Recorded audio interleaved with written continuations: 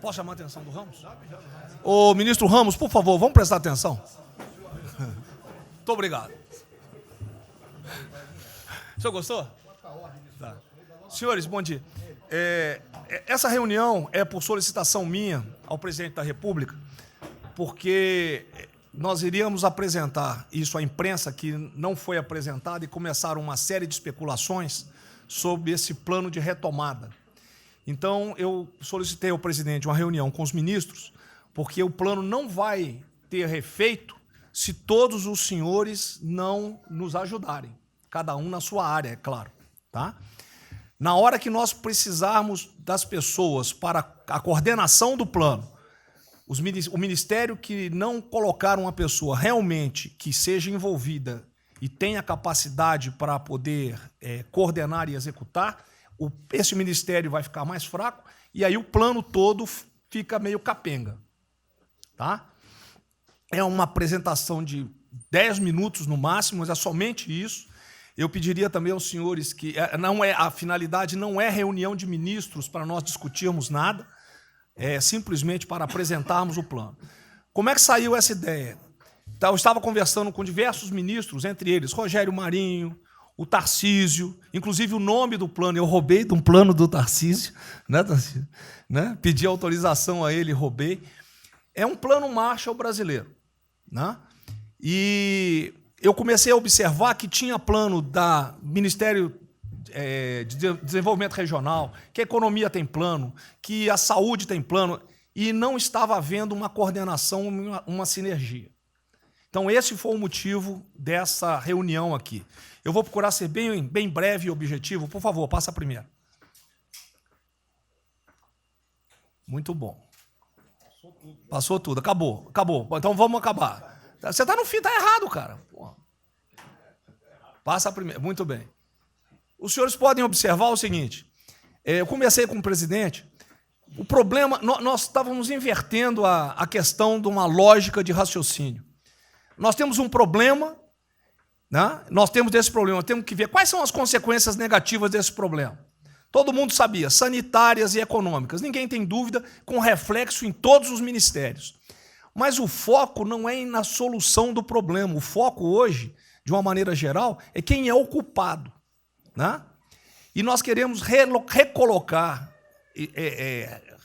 vamos dizer assim, readequar isso aí para como o governo deve reagir a este problema para achar uma solução para as duas consequências negativas que ocorrem. Próximo.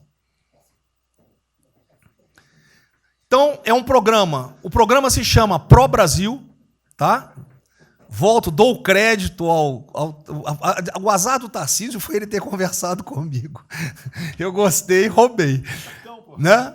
Pro Brasil é um programa para integrar, aprimorar ações estratégicas. Os senhores vão ver que o foco ele não é de governo, ele é de Estado. Eu estou tentando fazer uma projeção de 10 anos. Tá? Eu estou tentando, não, nós vamos ter que fazer isso aí. Para a retomada do crescimento socioeconômico em resposta aos impactos relacionados ao coronavírus. Tá? Pode passar, por favor.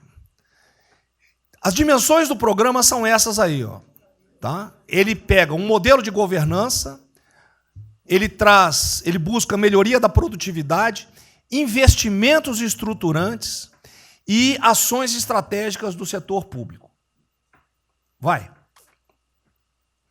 O programa se divide em duas etapas, ou duas partes. O Pro Brasil, deixa eu ver aqui que eu não estou conseguindo enxergar ali, Ordem, e o Pro Brasil Progresso. Tá? O Pro Brasil Ordem, que você não imprimiu para mim, e eu agradeço, não, botou na página errada. Ele pega um arcabouço normativo, ele trata, essas são as medidas estruturantes dele. Vai ter que ter um arcabouço normativo, investimentos privados, segurança jurídica, jurídica e produtividade, melhoria no ambiente de negócios e mitigação dos impactos socioeconômicos. Na parte de investimento, ele foca em obras públicas, parcerias do setor privado. Esse programa também tem um foco na redução das desigualdades regionais. tá? Tem um foco na redução das desigualdades regionais. Ô, Cid, está com o dedo pé rápido aí. E... Só um segundo, por favor.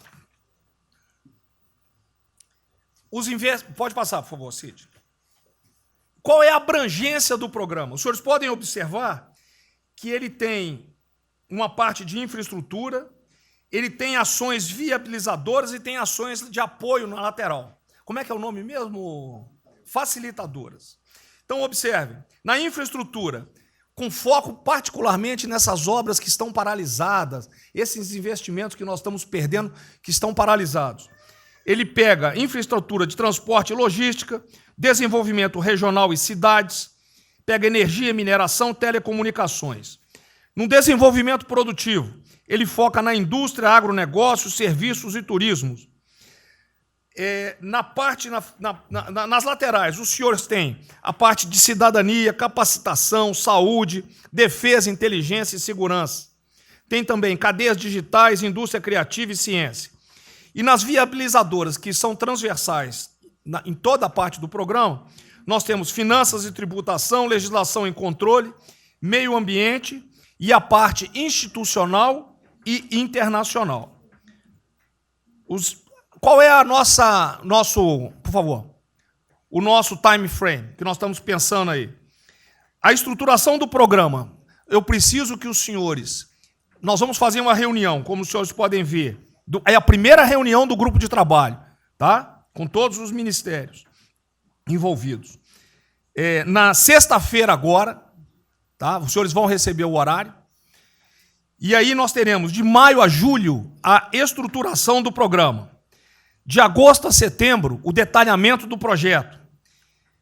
A partir de outubro, implantação em larga escala, tendo um foco prioritário naquelas ações que têm uma resposta mais imediata. Porque o brasileiro é o seguinte, na hora que nós lançarmos o programa, eles vão começar a cobrar resultado. Né? Então, eu tenho que ter alguma resposta para o público. E a efetividade dos processos e monitoramento, na realidade, não está no final, ele está durante todo o processo. Tá? Passa mais um, Cid, por favor. Não, volta um. Aí. O horizonte do programa, se os senhores observarem, nós estamos pensando no horizonte, né? Até 2020, na realidade, até 2030.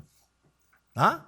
Mas uma primeira fase dele, ele é faseado até o final desse primeiro governo, mas com um planejamento que prossiga nisso aí. Esse é o foco do trabalho que os grupos vão ter que apresentar. Tá ok? Pode passar a última, por favor.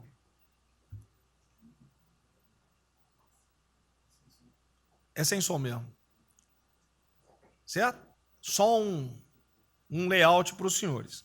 Então, na sexta-feira, eu solicitaria que os senhores, quando enviassem os representantes, esses representantes já viessem com uma noção dos programas ou do que os senhores pretendem dentro dos ministérios de vocês. Uma primeira ideia. E nós vamos partir disso para elaborar isso aí. O trabalho não será feito aqui. Aqui é somente uma coordenação. Cada ministério vai fazer e nós vamos coordenar. Presidente, era só isso. Vamos dar a palavra ao Paulo Guedes, que, com todo respeito aos demais, acho que é o ministro mais importante nessa missão aí. Eu queria fazer a primeira observação, é o seguinte, não chamem de plano Marshall, porque revela um despreparo enorme. Não, isso aqui foi só... Então, quando se falou em plano Marshall, Pro Brasil é um nome espetacular, 10 mil. Plano Marshall é um desastre, porque revela despreparo nosso. Plano Marshall, por exemplo, os Estados Unidos podem fazer um plano Marshall para nos ajudar. A China deveria financiar um plano Marshall para ajudar todo mundo que foi atingido. Então, a primeira inadequação, a gente tem que tomar muito cuidado, é o seguinte, é o plano pró-Brasil. Não se fala plano Marshall porque é um desastre, vai revelar a falta de compreensão das coisas. A segunda coisa é o seguinte, é super bem-vinda essa iniciativa para nos integrarmos todos. Agora, não vamos nos iludir. A retomada do crescimento vem pelos investimentos privados, pelo turismo, pela abertura da economia, pelas reformas. Nós já estávamos crescendo. Voltar uma agenda de 30 anos atrás, que é investimentos públicos financiados pelo governo. Isso foi o que a Dilma fez 30 anos. Então, está cheio de gente pensando nessa eleição agora e botando coisa na cabeça de todo mundo aqui dentro. São governadores querendo fazer a festa, são, às vezes, ministros querendo aparecer, tem de tudo. E todo mundo vem aqui, vamos crescer, agora temos que crescer, tem que ter a resposta imediata, porque o governo vai gastar. O governo quebrou. O governo quebrou em todos os níveis. Prefeitura, governador e governo federal. O que nós conseguimos fazer? Nós sinalizamos o contrário. Nós desalavancamos o banco público, reduzimos o endividamento, baixamos os juros e o Brasil ia começar a voar. Então, se a gente lançar agora um plano, todo o discurso é conhecido, acabar com as desigualdades regionais, Marinho, claro, está lá, são as digitais dele. É bonito isso, mas isso é o que o Lula, que a Dilma estão fazendo há 30 anos. Se a gente quiser acabar igual a Dilma, a gente segue esse caminho. Então, eu acho o discurso bom, mas nós temos que tomar cuidado e reequilibrar as coisas. Não pode ministro, para querer ter um papel preponderante esse ano, destruir a candidatura do presidente, que vai ser reeleito se nós seguirmos o plano das reformas estruturantes originais.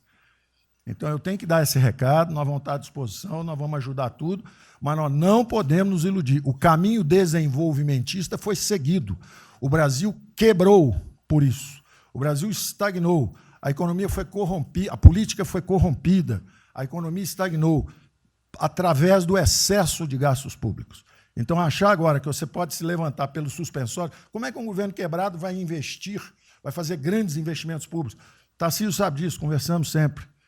Tarcísio sabe o seguinte, quanto é que você consegue, Tarcísio, passar de 5 bi para quanto? Para 15, para 20, para 30? Multiplicou por 6. Quanto é que você consegue de investimento em concessões? 250. Tá certo? Então, ó, tem 100 bilhões vindo para saneamento, tinha 100 bilhões que viriam, as 17 maiores petroleiras do mundo viriam para a nossa cessão onerosa, 100 bilhões de cessão onerosa, 100 bilhões de mineração, 100 bilhões de saneamento, 230 bilhões de concessões, 500 bilhões. Cadê o dinheiro do governo para fazer isso? Não tem. Então, quem está sonhando é sonhador. A gente aceita. Politicamente, a gente aceita. Vamos fazer todo o discurso da desigualdade, vamos gastar mais, precisamos eleger o presidente, mas o presidente tem que pensar daqui a 3 anos. Não é daqui a 1 ano, não. Tem muita gente pensando na eleição desse ano. É só a observação que eu faria. Eu estou fora de eleições municipais. Só um minutinho. A ideia aqui, ninguém falou em investimento público por enquanto. Inclusive, nós falamos ali em investimento... Falamos, inclusive, em investimentos privados. O que tem que acontecer é o seguinte, eu estou vendo o plano de toda gente, nós temos que sentar isso, aqui, não, a imprensa, a economia, fundamental. Exatamente o que pode, o que não pode. Fundamental a coordenação. Até para não sair na imprensa o que está saindo. Porque saiu na imprensa assim, plano Marshall e economia está fora. Quer dizer, alguém foi para a imprensa e falou, ó, vê um plano Marshall aí, a economia está fora. Quer dizer, enfraquecer o nosso discurso no momento desse é uma tolice, é um atentado contra nós mesmos. Espera um pouquinho, dá licença um pouquinho. Questão da imprensa. Eu acho que eu resumi hoje na frente do Palácio em 20 segundos. Eu não vou falar com vocês, que vocês vão deturpar, vocês inventam. E potencializam. Tem que ser o papel de cada um. Não pode um sair daqui no cantinho, foi mais ou menos isso. Não pode falar nada, tem que ignorar esses caras. 100%. Senão a gente não vai para frente. A gente está sendo pautado para esses pulhas, o tempo todo jogando um contra o outro. Até a Tereza Cristina contra mim, quem diz? Vou apaixonar pela Tereza Cristina, jogo ela contra mim, o tempo todo. Tá? Então, se a gente puder falar zero com a imprensa, é a saída. Bom, eu vou ser muito rápido aqui, general. Primeiro, parabéns. É fundamental esse processo de coordenação e de centro de governo. Nós precisamos ter isso cada vez mais aprofundado e com melhor qualidade. Segundo, eu quero, não precisa, mas eu quero me somar a essa visão do ministro Paulo Guedes, porque, vamos lá, nós recebemos o governo com 36 mil obras paradas. Oriundas da onde? Do PAC. Só para lembrar. O Abraão tem não sei quantas mil creches. 3 mil creches paradas que somam nessas 36. Então, o que nós trouxemos para o Brasil e como é que nós começamos o ano. E eu vou lembrar, presidente, o senhor sempre disse, é muito triste ver um brasileiro chegar no exterior e ser recebido com o manto da desconfiança. Pois nós passamos, Paulo Guedes, o ano todo, Tarcísio, Tereza, Bento, o nosso ministro Marcos Pontes e outros, andando pelo mundo e fazendo o quê? Vendendo o Brasil. Terminamos o ano, lembra do número, 482 bilhões de investimentos para os próximos 20 anos. Uma boa parte, mineração, petróleo, por aí vai. Recebemos 90 bilhões de bônus de outorga. Nós temos 10 bilhões de dólares do governo da Arábia Saudita que precisa definir onde é que vai botar. Mas o príncipe autorizou. São 50 bilhões de reais, a dinheiro de hoje. Então, eu tenho convicção de que nós temos que continuar fazendo o que a gente vinha fazendo. Ou seja, aprofundando a participação da sociedade. Nós temos uma coisa emblemática aqui, que é a Lei da Liberdade Econômica, que pela primeira vez na história do Brasil, desde que o Brasil é Brasil, o cidadão diante do Estado tem razão até que o Estado prove ao contrário. Foi isso que fez os americanos, que há 200 anos atrás eram muito mais pobres do que nós, ser muito mais ricos do que nós. Então, o aprofundamento são sim das reformas, é sim ousar e ter uma reforma tributária que baixe imposto no Brasil, reduz a carga tributária, estou falando sério. A gente nunca discutiu isso entre nós. Mas isso tem que caminhar para isso. Por quê? Porque aí nós damos fôlego à iniciativa privada para que ela faça o que tem que fazer e nós vamos ser mediadores desse processo.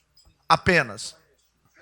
E sinceramente, eu acho que todo o nosso esforço nos próximos dias tem que ser como é que nós mantemos a nossa linha, porque nós terminamos o ano, ministro Ernesto, ministro Tarcísio.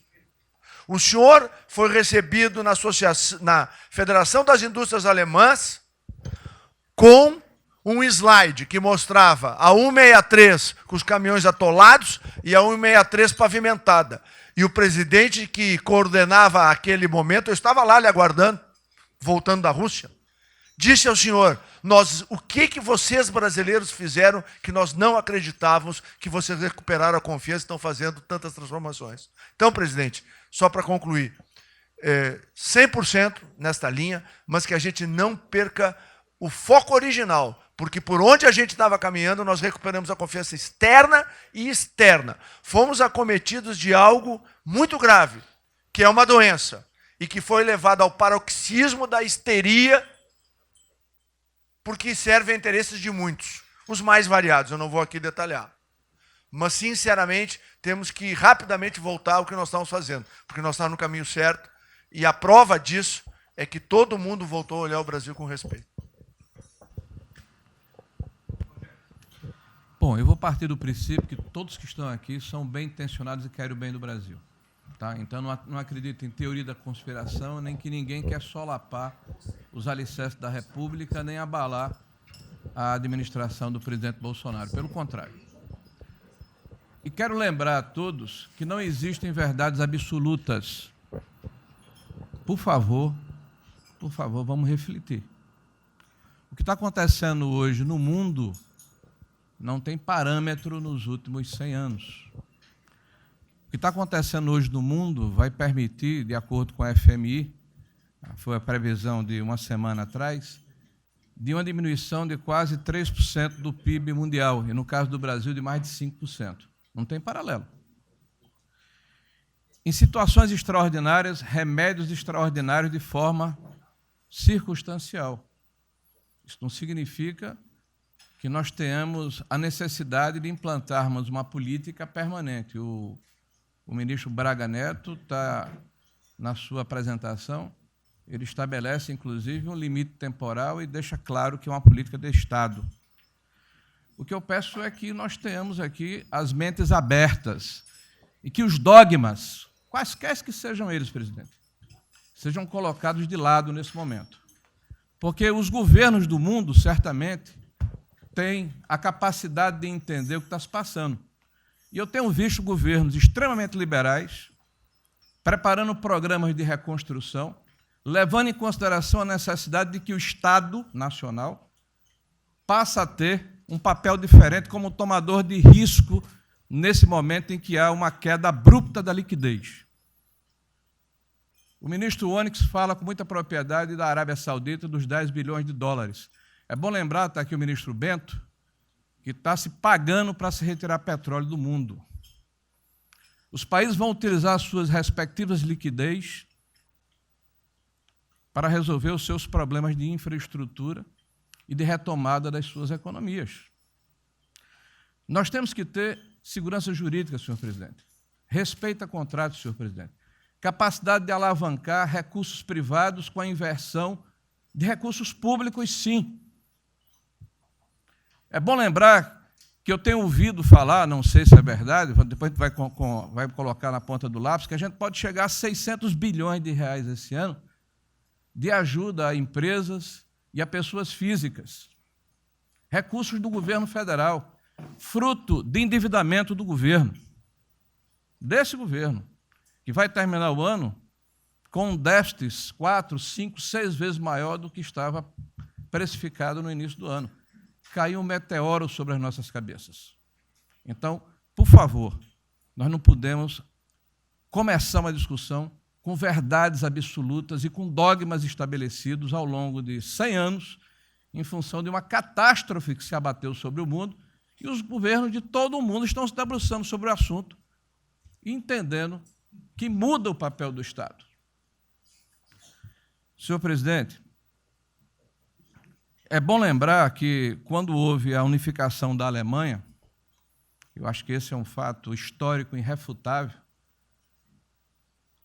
o Estado alemão entendeu e fez um pacto de que haveria necessidade de investir em capital humano e infraestrutura na Alemanha Oriental para diminuir desigualdades regionais.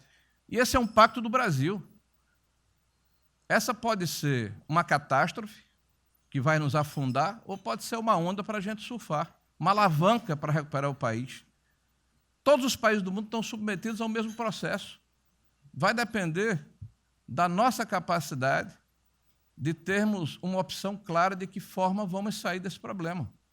Se vamos gastar 600 bilhões de reais para resolver uma situação que é emergencial e todos reconhecemos que é necessária, de darmos segurança à população, no caso alimentar, para evitarmos o caos, para diminuirmos a mortandade das empresas, muito bem, está correto, essa é a boa direção.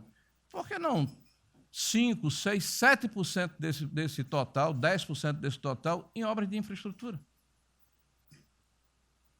Por que não termos a capacidade de alavancarmos o emprego no momento em que a retomada, todos os economistas aqui reconhecem, vai ser muito lenta?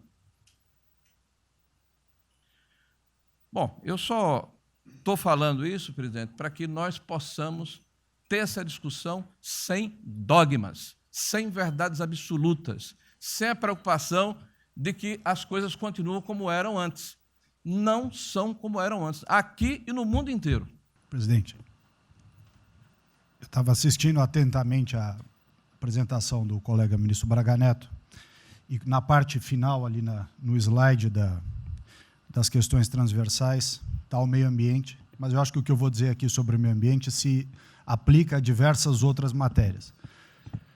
Nós temos a possibilidade, nesse momento que a atenção da imprensa está voltada quase que exclusivamente para o Covid e daqui a pouco para a Amazônia, o general Mourão tem feito aí os trabalhos preparatórios para que a gente possa entrar nesse assunto da Amazônia um pouco mais calçado, mas não é isso que eu quero falar.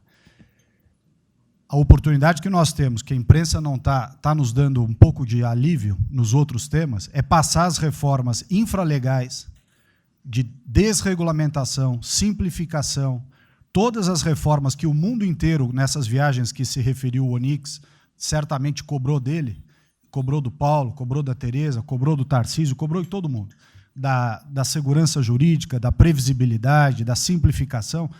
Essa grande parte dessa matéria, ela se dá em portarias e normas dos ministérios que aqui estão, inclusive o de meio ambiente, e que são muito difíceis, e nesse aspecto acho que o meio ambiente é o mais difícil de passar qualquer mudança infralegal em termos de instrução normativa e portaria, porque tudo que a gente faz é pau no judiciário, no dia seguinte. Então, para isso precisa ter um esforço nosso aqui, enquanto estamos nesse momento de tranquilidade no aspecto de cobertura de imprensa, porque só fala de Covid, e ir passando a boiada, e mudando todo o regramento, e simplificando normas, de IFAM, de Ministério da Agricultura, de Ministério do Meio Ambiente, de Ministério disso, de Ministério daquilo. Agora é a hora de unir esforços para dar de baseada a simplificação de regulatório que nós precisamos, em todos os aspectos. E deixar a AGU, o André não está aí, né? E deixar a AGU de stand-by para cada pau que tiver, porque vai ter. Essa semana mesmo nós assinamos uma medida a pedido do Ministério da Agricultura, que foi a simplificação da lei da Mata Atlântica para usar o Código Florestal. Hoje já está nos jornais dizendo que vão entrar com ações judiciais e ação civil pública no Brasil inteiro contra a medida. Então, para isso, nós temos que estar com a artilharia da AGU preparada para cada linha que a gente avança ter uma coisa. Mas tem uma lista enorme em todos os ministérios que têm papel regulatório aqui para simplificar. Não precisamos de Congresso. Porque coisa que precisa de Congresso também, nesse fuzuê que está aí, não vamos conseguir aprovar. Agora tem um monte de coisa que é só parecer, caneta. Parecer, caneta. Sem parecer também não tem caneta, porque dar canetada sem parecer é cana. Então, isso aí vale muito a pena. A gente tem um espaço enorme para fazer. E, enfim, acho que essa é uma questão importante que estava aí nos slides, Braga Neto. Que isso, exatamente. Me ligou agora de manhã o Eduardo Gouveia Vieira, da Firjan. Ele quer fazer uma videoconferência onde mais de 300 empresários do Rio, que é um pouquinho abaixo do potencial de São Paulo, para hipotecar solidariedade. A ideia que nós temos de reabrir o comércio. A desgraça que vem pela frente, eu acho que o Paulo Guedes está sendo até legal, hein, Paulo Guedes? Eu não sou economista, não. Vai ser uma porrada muito maior que você possa imaginar. Não sou apenas os informais. Eu acho que já bateu a 10 milhões de carteira assinada, foi para o saco. E os governos estaduais não têm como pagar salário dos caras. Não tem. Em maio, metade dos estados vai ter como pagar salário mais. A desgraça está aí. Eles vão querer empurrar essa trozoba para cima da gente, esse pessoal aqui do lado vai querer empurrar. E a gente vai reagir, porque aqui não é saco sem fundo. Tá? Então, essa preocupação vamos ter. Paralelamente a isso, tem o AB da vida, enchendo o saco do Supremo, para abrir o processo de impeachment, porque eu não apresentei meu exame de vírus, essas frescuradas todas, que todo mundo tem que estar ligado. Não é apenas cuidar do seu ministério, nessas questões que estamos tratando aqui, é tratar da questão política também. Tá certo? Então, essa preocupação temos que ter, porque a luta pelo poder continua, a todo vapor. E sem neurose da minha parte. Tá? O campo fértil para aparecer uns porcaria aí, né? Levantando aquela bandeira do povo ao meu lado, não custa nada. E o terreno fértil é isso, desemprego, caos, miséria, desordem social e outras coisas mais. Então, essa preocupação todos devem ter. Né? Não é, tá bom, o Ministério fatura, deu merda no colo do presidente. Não pode ser assim. Hoje eu vi o Magno Malta me defendendo. O Magno Malta, desculpa aí, foi tratado lá atrás para ser vice. Depois ele resolveu não ser, tudo bem. Depois foi tratado para ser ministro, tudo bem. Agora, politicamente, ele nunca me deu uma alfinetada e sempre está defendendo, com os problemas que ele tem. Então, não é o ministro ir de peito aberto e entrar no covil dos leões. Mas não pode. Né? Por exemplo, quando se fala em possível impeachment, ação no Supremo, baseado em filigranas, eu vou em qualquer lugar no território nacional. Ponto final. O dia que for proibido de ir para qualquer lugar do Brasil, pelo Supremo acabou o mandato. E espero que eles não decidam, ou ele, né, monocraticamente, querer tomar certas medidas, que daí nós vamos ter uma crise política de verdade. E eu não vou meter o rabo no meio das pernas. Isso, zero. Tá certo? Porque se eu errar, se achar um dia ligação minha com o empreiteiro, dinheiro na conta na Suíça, porrada, sem problema nenhum. Vai para o impeachment e vai embora. Agora, com frescura, com babaquice, não. Até em cima do que eu falei, em frente ao Forte Apache. Eu sou o chefe supremo das Forças Armadas. Ponto final. O pessoal estava lá, eu fui lá. Dia do Exército. E falei algo que eu acho que não tem nada demais. Mas a repercussão é enorme. Oh, AI-5. Cadê o AI-5? Acabou com o AI-5, não existe adicional no Brasil mais. É uma besteira. Artigo 142. É um pessoal que não sabe interpretar a Constituição. Agora, em cima disso, fazer uma onda. Vamos ouvir deputados, empresários, sei lá o que for. Agora, quando a Câmara faz lá dentro uma homenagem a Che Guevara, a Mao Tse Tung e tudo mais, não tem problema nenhum. Quando o Partido Comunista do Brasil faz suas convenções e idolatra lá Fidel Castro, então não tem problema nenhum. Quando um coitado levanta uma placa de AI-5, que eu estou me lixando para aquilo, porque não existe AI-5. Não existe. Artigo 142. Nós queremos cumprir o artigo 142. Todo mundo quer cumprir o artigo 142. E haver necessidade, qualquer dos poderes pode, né, pedir às Forças Armadas, né, que intervenham para restabelecer a ordem no Brasil, naquele local, sem problema nenhum. Agora, todos, né, têm que se preocupar com a questão política, e a quem de direito tirar a cabeça da toca, porra. Não é só ficar dentro da toca o tempo todo, não. Estou bem, estou cuidando da minha imagem, a minha imagem está aqui, eu sou bonitinho, e o resto se exploda. Não, tem que fazer a sua parte. Então é isso que eu tento falar com você, que depois de um certo momento, onde chegar a cabeça dessas pessoas, fica difícil voltar atrás. Daí querem uma crise, é uma crise. Não tenho amor por esse mandato, por a cadeira de presidente. Zero, zero. Não vou provocar ninguém. E assim como a defesa faz uma nota muito boa, dizendo que vai cumprir a Constituição, liberdade, 10, e não aceita golpe, 10, também não aceitam contra-golpe dos caras, porra. Vai deixar alguns malucos aí, que a gente sabe quem são, ficar aí naquela fervura de o presidente é irresponsável, ele é maluco, ele é genocida. Não é assim. Não o que vale para um lado, vale para o outro. O que não vale para um lado, não vale para o outro. Essa é a nossa preocupação que devemos ter. Com isso que está aqui, o pró-Brasil, mas também com a questão política. Se nós começarmos a falar com propriedade, e tem muita gente que fala muito melhor do que eu, e tem um conhecimento muito melhor do que eu, tem que falar, pô, discretamente, mas tem que falar, para não deixar subir a temperatura, que é só porrada o tempo todo em cima de mim. E vou continuar indo em qualquer lugar do Brasil, ponto final, é problema meu. Tá certo? Se eu não tivesse direito de ir e vir, prefeitinho lá do fim do mundo, um jaguapoca de um prefeito, manda prender. Tem que a justiça se posicionar sobre isso, porra. Tem que se posicionar sobre isso abertamente. Não admitimos prisão por parte de prefeitos e o decreto. Tem que falar, não é ficar quieto. E aquele direito aqui, e todos os ministros têm que falar isso aí, não é só a justiça. Todos têm que falar. Não é ficar, toca o barco não e vamos em frente. Tá? Então é isso que eu apelo a vocês, pô. Essa preocupação, acordem para a política e se exponham. Afinal de contas, o governo é um só. E se eu cair, cai todo mundo. Agora, se tiver cair um dia, vamos cair lutando, uma bandeira justa, não para uma babaquice de exame antivírus, pô. Pelo amor de Deus, pô. Tá? Eu, até já bem claro, de uns 8 anos para cá, quando pedia farmácia de manipulação, um remédio qualquer, eu falava com o médico. Bota um nome de fantasia, porque se for o meu nome para lá, como sempre foi um cara manjado, né, tem 3, 4 que vão manipular lá o medicamento, pode me envenenar, pô. E assim é a mesma coisa a questão do vírus, entre outros. De acordo com o interesse, o cara dá negativo ou dá positivo, depois que deu, vai para a contraprova, mas dá problema. E nós sabemos, tá certo, que nós temos um compromisso com a verdade. Eu jamais mentiria se não tivesse realmente um exame negativo. Jamais eu mentia negativo, deu positivo, vice-versa, jamais. A verdade é acima de tudo. Então, é o apelo que eu faço a todos que se preocupem com política para não ser surpreendido. E eu não vou esperar o barco começar a afundar para tirar água. Estou tirando água e vou continuar tirando água de todos os ministérios. No cante é isso. A pessoa tem que entender. Se não quer entender, paciência, pô.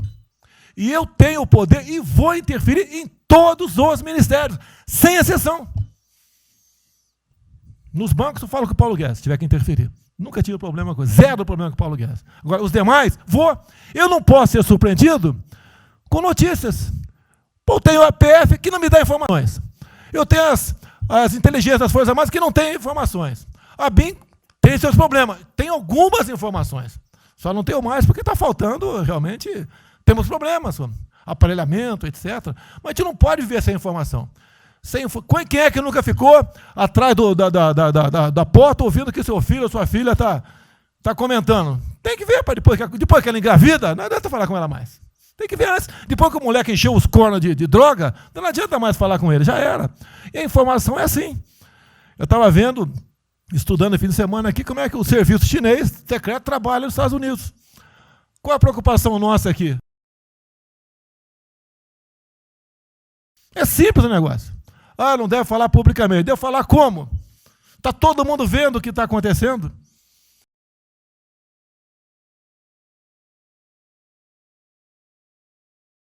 Tudo bem. Tá.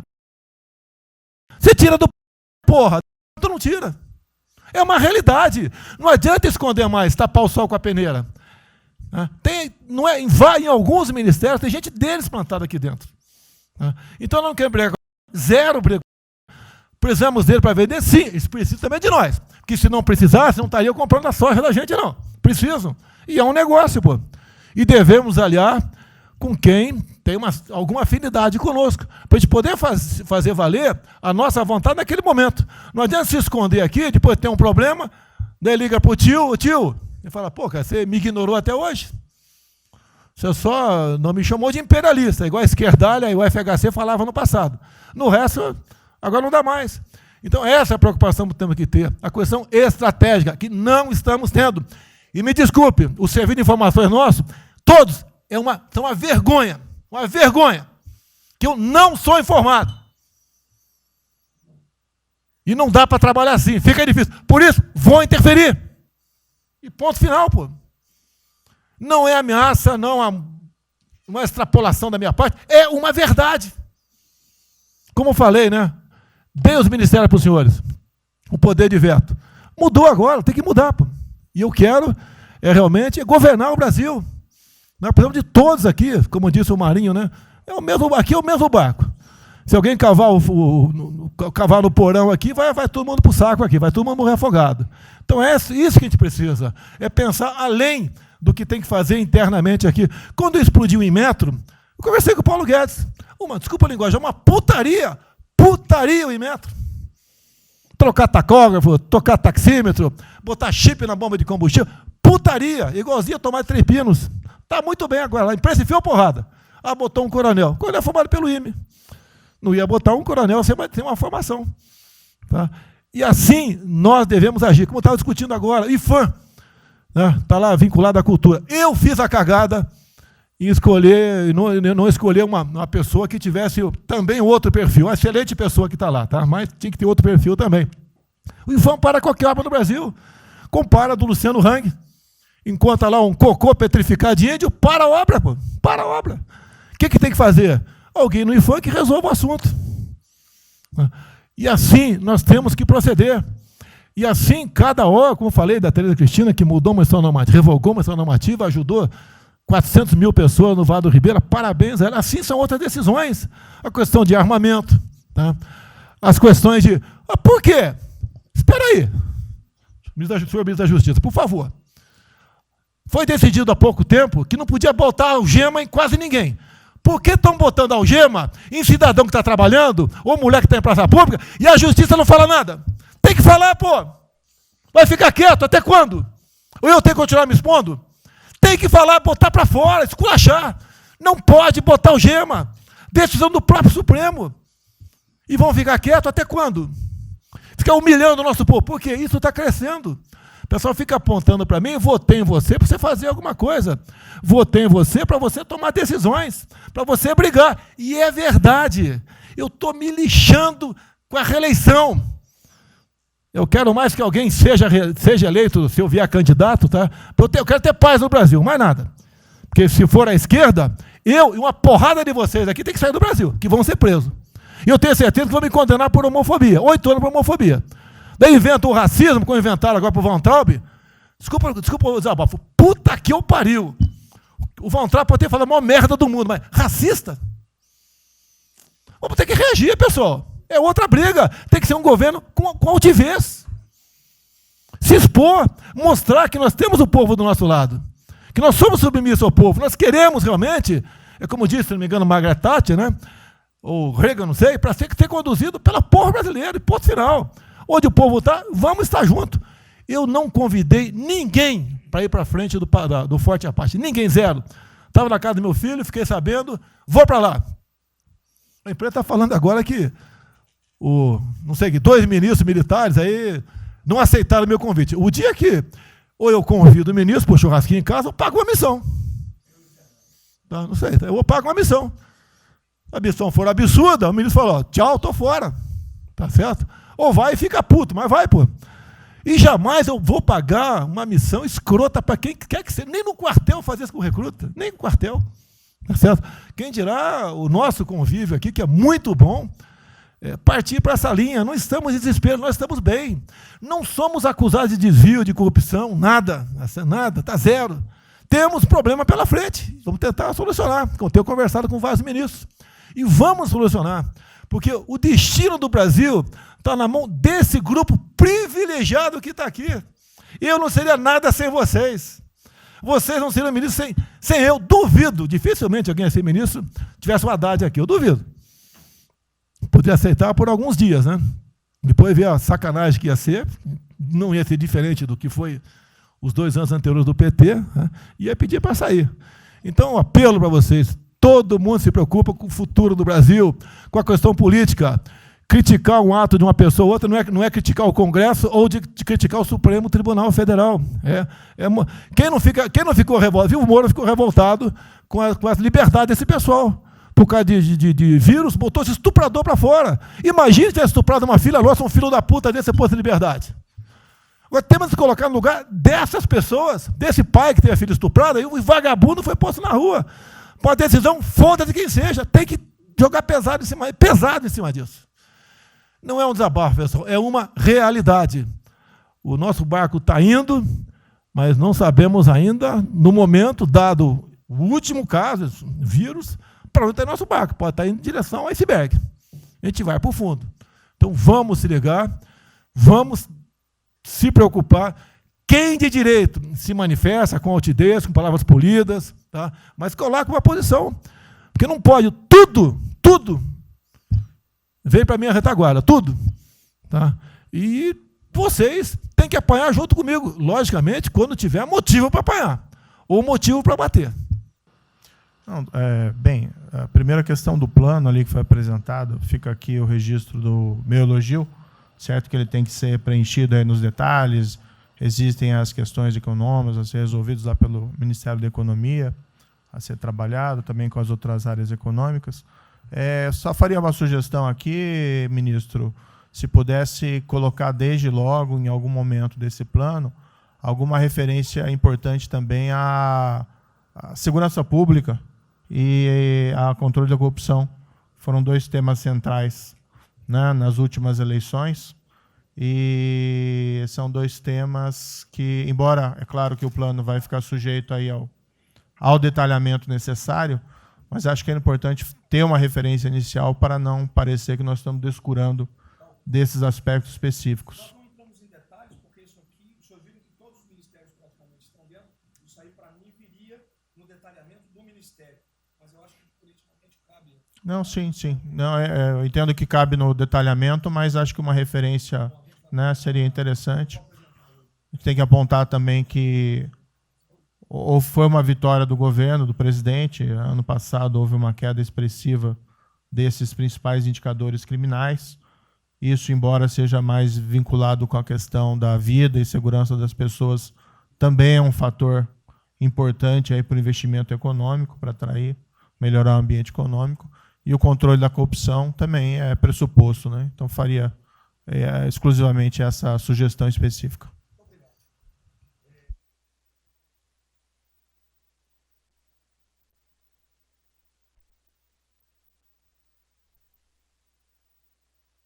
Para a gente começar a falar do dia seguinte, o próprio ministro Guedes, nas discussões que temos tido nas últimas semanas, tem nos orientado: o BNDES foca na reconstrução, foca no dia seguinte, porque a crise de saúde vai demorar alguns meses e a reconstrução muito mais meses do que isso. Então, é muito oportuno a gente já começar a discutir isso.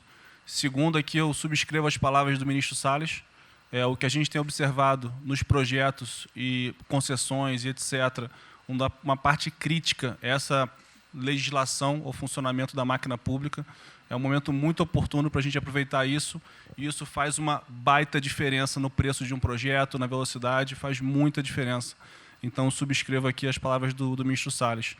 E, por último, ministro, quando eu assumi o banco em julho, o banco estava montado como uma fábrica de empréstimo, e o banco, durante 15 anos, foi uma fábrica de empréstimo. De julho até hoje, a gente fez uma reestruturação completa no banco, montando o que eu acredito hoje ser já o maior banco de investimento do Brasil em pessoas, e um banco de investimento de serviços focado em planejamentos econômicos setoriais e estruturação de projetos. Tá? O banco já está atuando dessa forma, temos um vasto conhecimento setorial, um vasto conhecimento de planejamento, já está rodando a contento, e esse BNDES de hoje se parece muito mais com o BNDES de 20 anos atrás, que era o BNDES que planejava e estruturava esses projetos para o Brasil. Então, eu queria colocar aqui à sua disposição, que nos usa, estamos a serviço. Então, o que o senhor achar adequado e razoável, tanto no fornecimento de informações, mas como também nesse planejamento, na coordenação, temos já um modus operandi, uma estrutura que é plug and play. Se o senhor quiser usar, já está pronta para rodar para esse tipo de mapeamento e estruturação de projeto. Então, por favor, sinta-se bem à vontade de nos usar integralmente aqui na coordenação desse projeto, caso o senhor entenda adequado. Tá?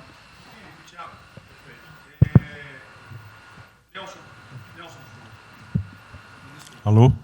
Bom, estou chegando aqui, então é importante que eu coloque para vocês como é que a gente vai trabalhar. Né?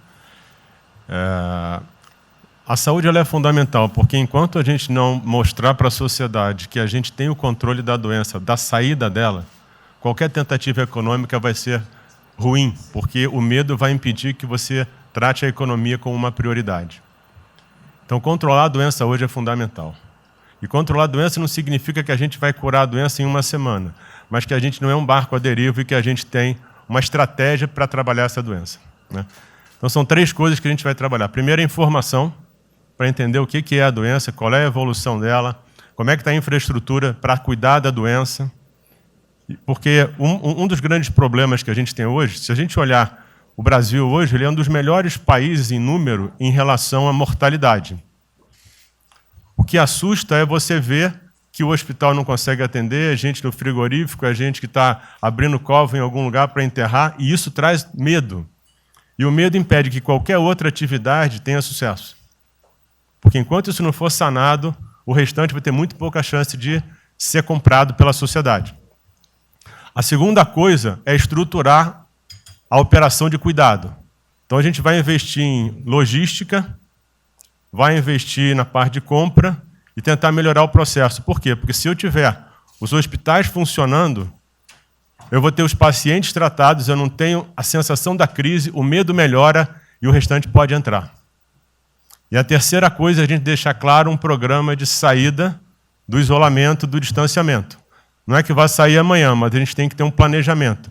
Porque aí a gente realmente mostra que a situação está na nossa mão. Pode ser que demore um pouco, mas a gente está controlando esse processo, que a gente não está sendo um barco à deriva. Então, basicamente, eu queria falar para vocês, essa é a forma como a gente vai tratar, e a gente vai estar interagindo com todos os ministérios que forem necessários para que isso aconteça da forma mais rápida possível. Basicamente é isso, e prazer estar aqui com vocês. Ontem eu liguei para o diretor-geral da Polícia Rodoviária Federal. Chegou ao meu conhecimento uma nota que era dele sobre o passamento de um patrulheiro. E ele enfatizou que era Covid-19. Eu liguei para ele. Por favor. O que mais? Ele era obeso, era isso, era... Bem, tinha... Como é que é? Comorbidades. Comorbidades. Mas ali na nota dele só saiu Covid-19. Então vamos alertar a quem de direito, ao respectivo ministério, pode botar Covid-19, mas bota também, tinha fibrose, um montão de coisa, não entendo esse negócio não, tem um montão de coisa lá, para exatamente não levar o medo à população. Porque a gente olha, morreu um sargento do Exército, por exemplo, a princípio é um cara que está bem de saúde, né? Um policial federal, né? Seja lá o que for. E isso daí não pode acontecer. Então a gente pede esse cuidado com os colegas, tá? A quem direito ao respectivo ministério, que tem alguém encarregado disso, né? Para tomar esse devido cuidado para não levar mais medo ainda para a população. Você perguntou em relação a ele, perguntou quanto tempo levaria para mostrar um plano, alguma coisa. Eu acredito que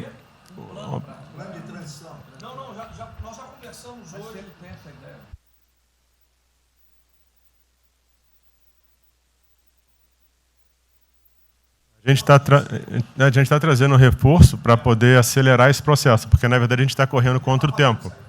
Enquanto a gente não conseguir controlar a percepção que a gente hoje tem condição de cuidar das pessoas, vai ser difícil, né? E o problema da doença é que você pega um sistema que, se você fala em eficiência, os hospitais têm que ser eficientes.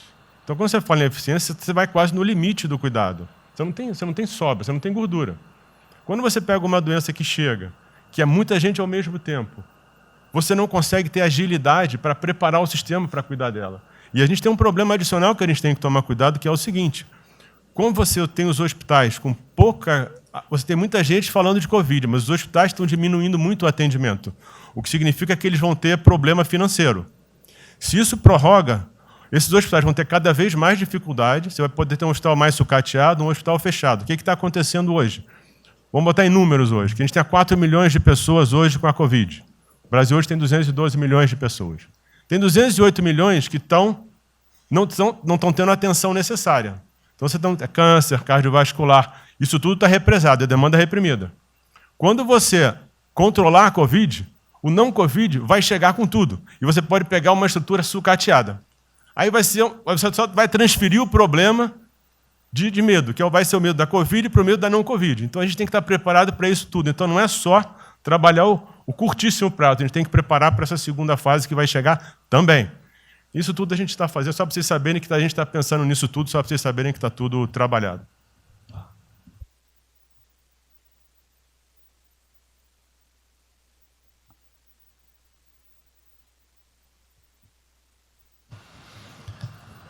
Só para louvar a iniciativa, acho que é importante essa coordenação da Casa Civil. Tenho certeza que é o que a sociedade...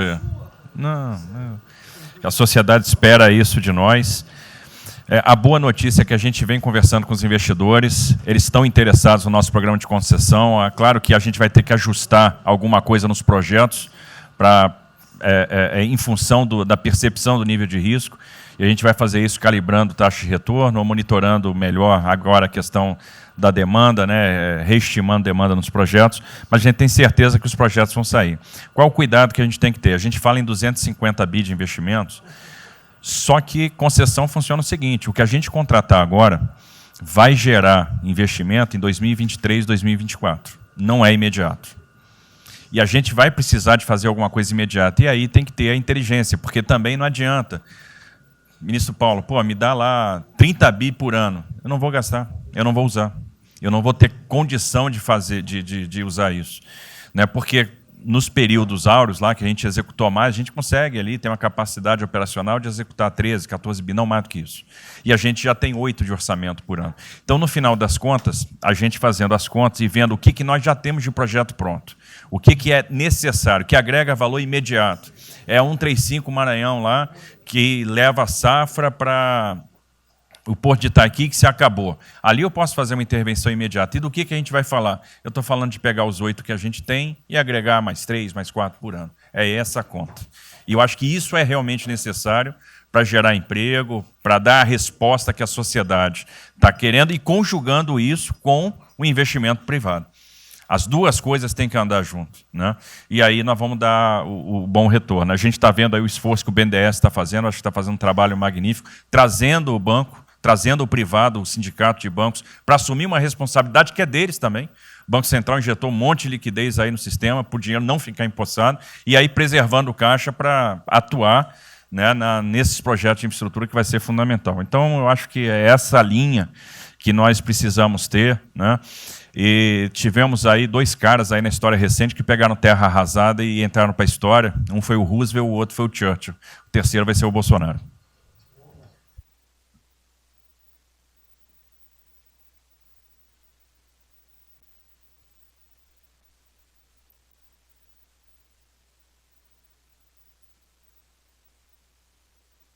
São só 5 pontos muito rápidos. Primeiro, presidente, o maior programa da história do mundo de inclusão social, digital, que nós estamos fazendo nesse governo, pessoas que tomavam dinheiro a 25% ao mês. Quer dizer, todos os ladrões lá, PT, PMDB, PSDB, aquela ladroagem toda, 25% ao mês. E ninguém se indigna. Esse governo que se indignou, o governo dos liberais. Então, assim, acho que a gente está com um problema de narrativa. Hoje de manhã, por exemplo, o pessoal da Band queria dinheiro. O ponto é o seguinte, vai ou não vai dar dinheiro para Bandeirantes? Ah, não vai dar dinheiro para Bandeirantes? Passei meia hora levando porrada, mas repliquei. E falei, olha, vocês estão em casa? Eu tenho 30 mil funcionários na rua. Não tem esse negócio, essa frescurada de home office. Eu já visitei 15 agências. E você em casa? Aí o pessoal ficou um pouco mais calmo. Quer dizer, eu posso ter 30 mil brasileiros nas agências lá. Sabe quantas pessoas a Caixa está pagando hoje? 7 milhões de pessoas. E todo mundo em home office. Que porcaria é essa? Desculpa o meu ponto, presidente. Quando o senhor falou, eu vou me emocionar. O Luiz Lima, que nadou com meu pai, foi atleta olímpico, teve a esposa e a filha de 14 anos presa ontem, num camburão. Que porra é essa? Desculpa. Que porra é essa? O cara vai pro camburão com a filha. Se fosse eu, ia pegar minhas 15 armas e ia dar uma... Eu ia morrer. Porque se a minha filha fosse pro camburão, eu ia matar ou morrer. Que isso? Estava nadando, é uma atleta olímpica. Você tira a pessoa está nadando com 14 anos. Eu tenho uma filha, Maria, de 14 anos.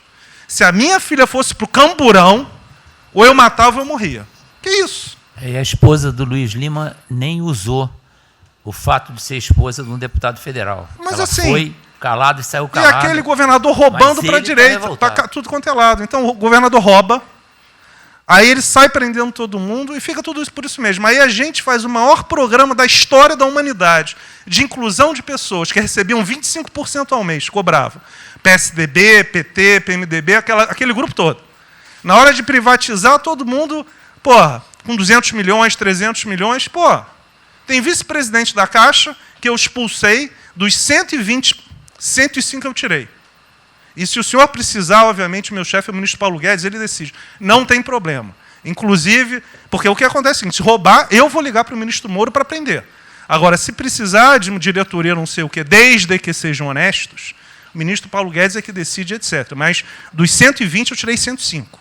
E na Caixa não tem desonestidade, até onde eu saiba. Mas, assim, eu acho que a gente está levando muita porrada, presidente. E, de novo, não estou dizendo de ninguém daqui, não. Só leva porrada. Agora, tem um limite. Desculpa, todo lugar que eu vou, as pessoas normalmente são educadas. Mas a paciência chega num limite, obviamente não dessa maneira, eu acho que tem um ponto. Nós estamos emprestando 154 bilhões de reais, mas só um ponto que eu acho importante.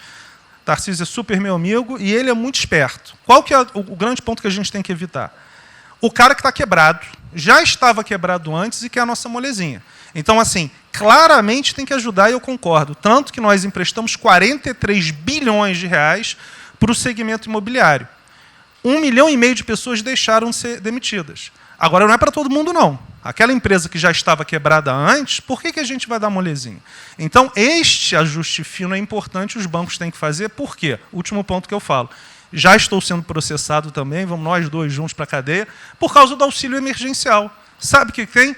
Tem gente do TCU dizendo que a gente está ganhando muito e tem gente dizendo que a gente está ganhando pouco. Ferrou. Ou seja, tem gente querendo me prender porque está dizendo que a gente está ganhando muito. E tem gente querendo me prender, que são aqueles caras lá que estavam antes, dando pouco. Vou acabar sendo preso, mas o que a gente não vai fazer? Deixar 30, 40, 50 milhões de pessoas passarem fome. Então, é só o meu recado dizendo o seguinte, a Caixa, o banco de todos os brasileiros. Poxa, a gente está com 30 mil pessoas. Eu passo ligando, 45 pessoas na Caixa tiveram coronavírus. 2 faleceram, um, na verdade, com 70 anos, que já estava aposentado, e outro. A pessoa, eu chorei mais do que a pessoa, a mãe. Uma pessoa em 30 mil que estão o dia inteiro. E eu já falei para minha esposa, se tiver qualquer coisa, eu vou tomar 1 litro de hidrocloroquina, aquelas coisas todas.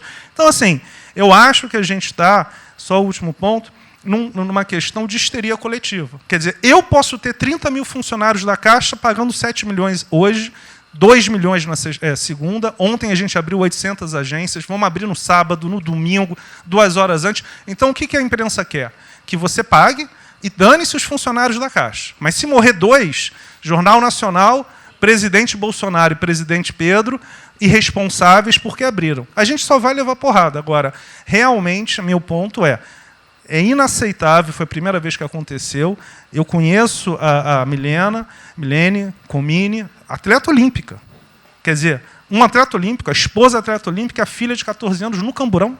Eu não sei se eles botaram atrás ou no meio. E aí você solta estuprador, então acho que realmente tem uma questão. E, de novo, eu quero só reforçar uma coisa. O ministro Moro, em um dia, resolveu um problema muito importante. Muito obrigado, ministro. O que aconteceu? Os guardas, né, os que ficam dentro da agência, não poderiam, pela legislação, ir para fora. O que aconteceu? O ministro, em 5 horas, resolveu o problema. Então, nos próximos 90 dias, os atendentes da Caixa Econômica Federal, os guardas, vão poder ir para fora para ajudar a fila. Né? Ou seja, porque tem uma fila, tem 250 agências que tem 500 pessoas na fila. E aí, com a ajuda do ministro Moro da Polícia Federal, eles emitiram uma portaria. Então, só para finalizar, quero agradecer, ministro, porque só o registro aí, esse até foi fácil de resolver, foi a Polícia Federal que resolveu.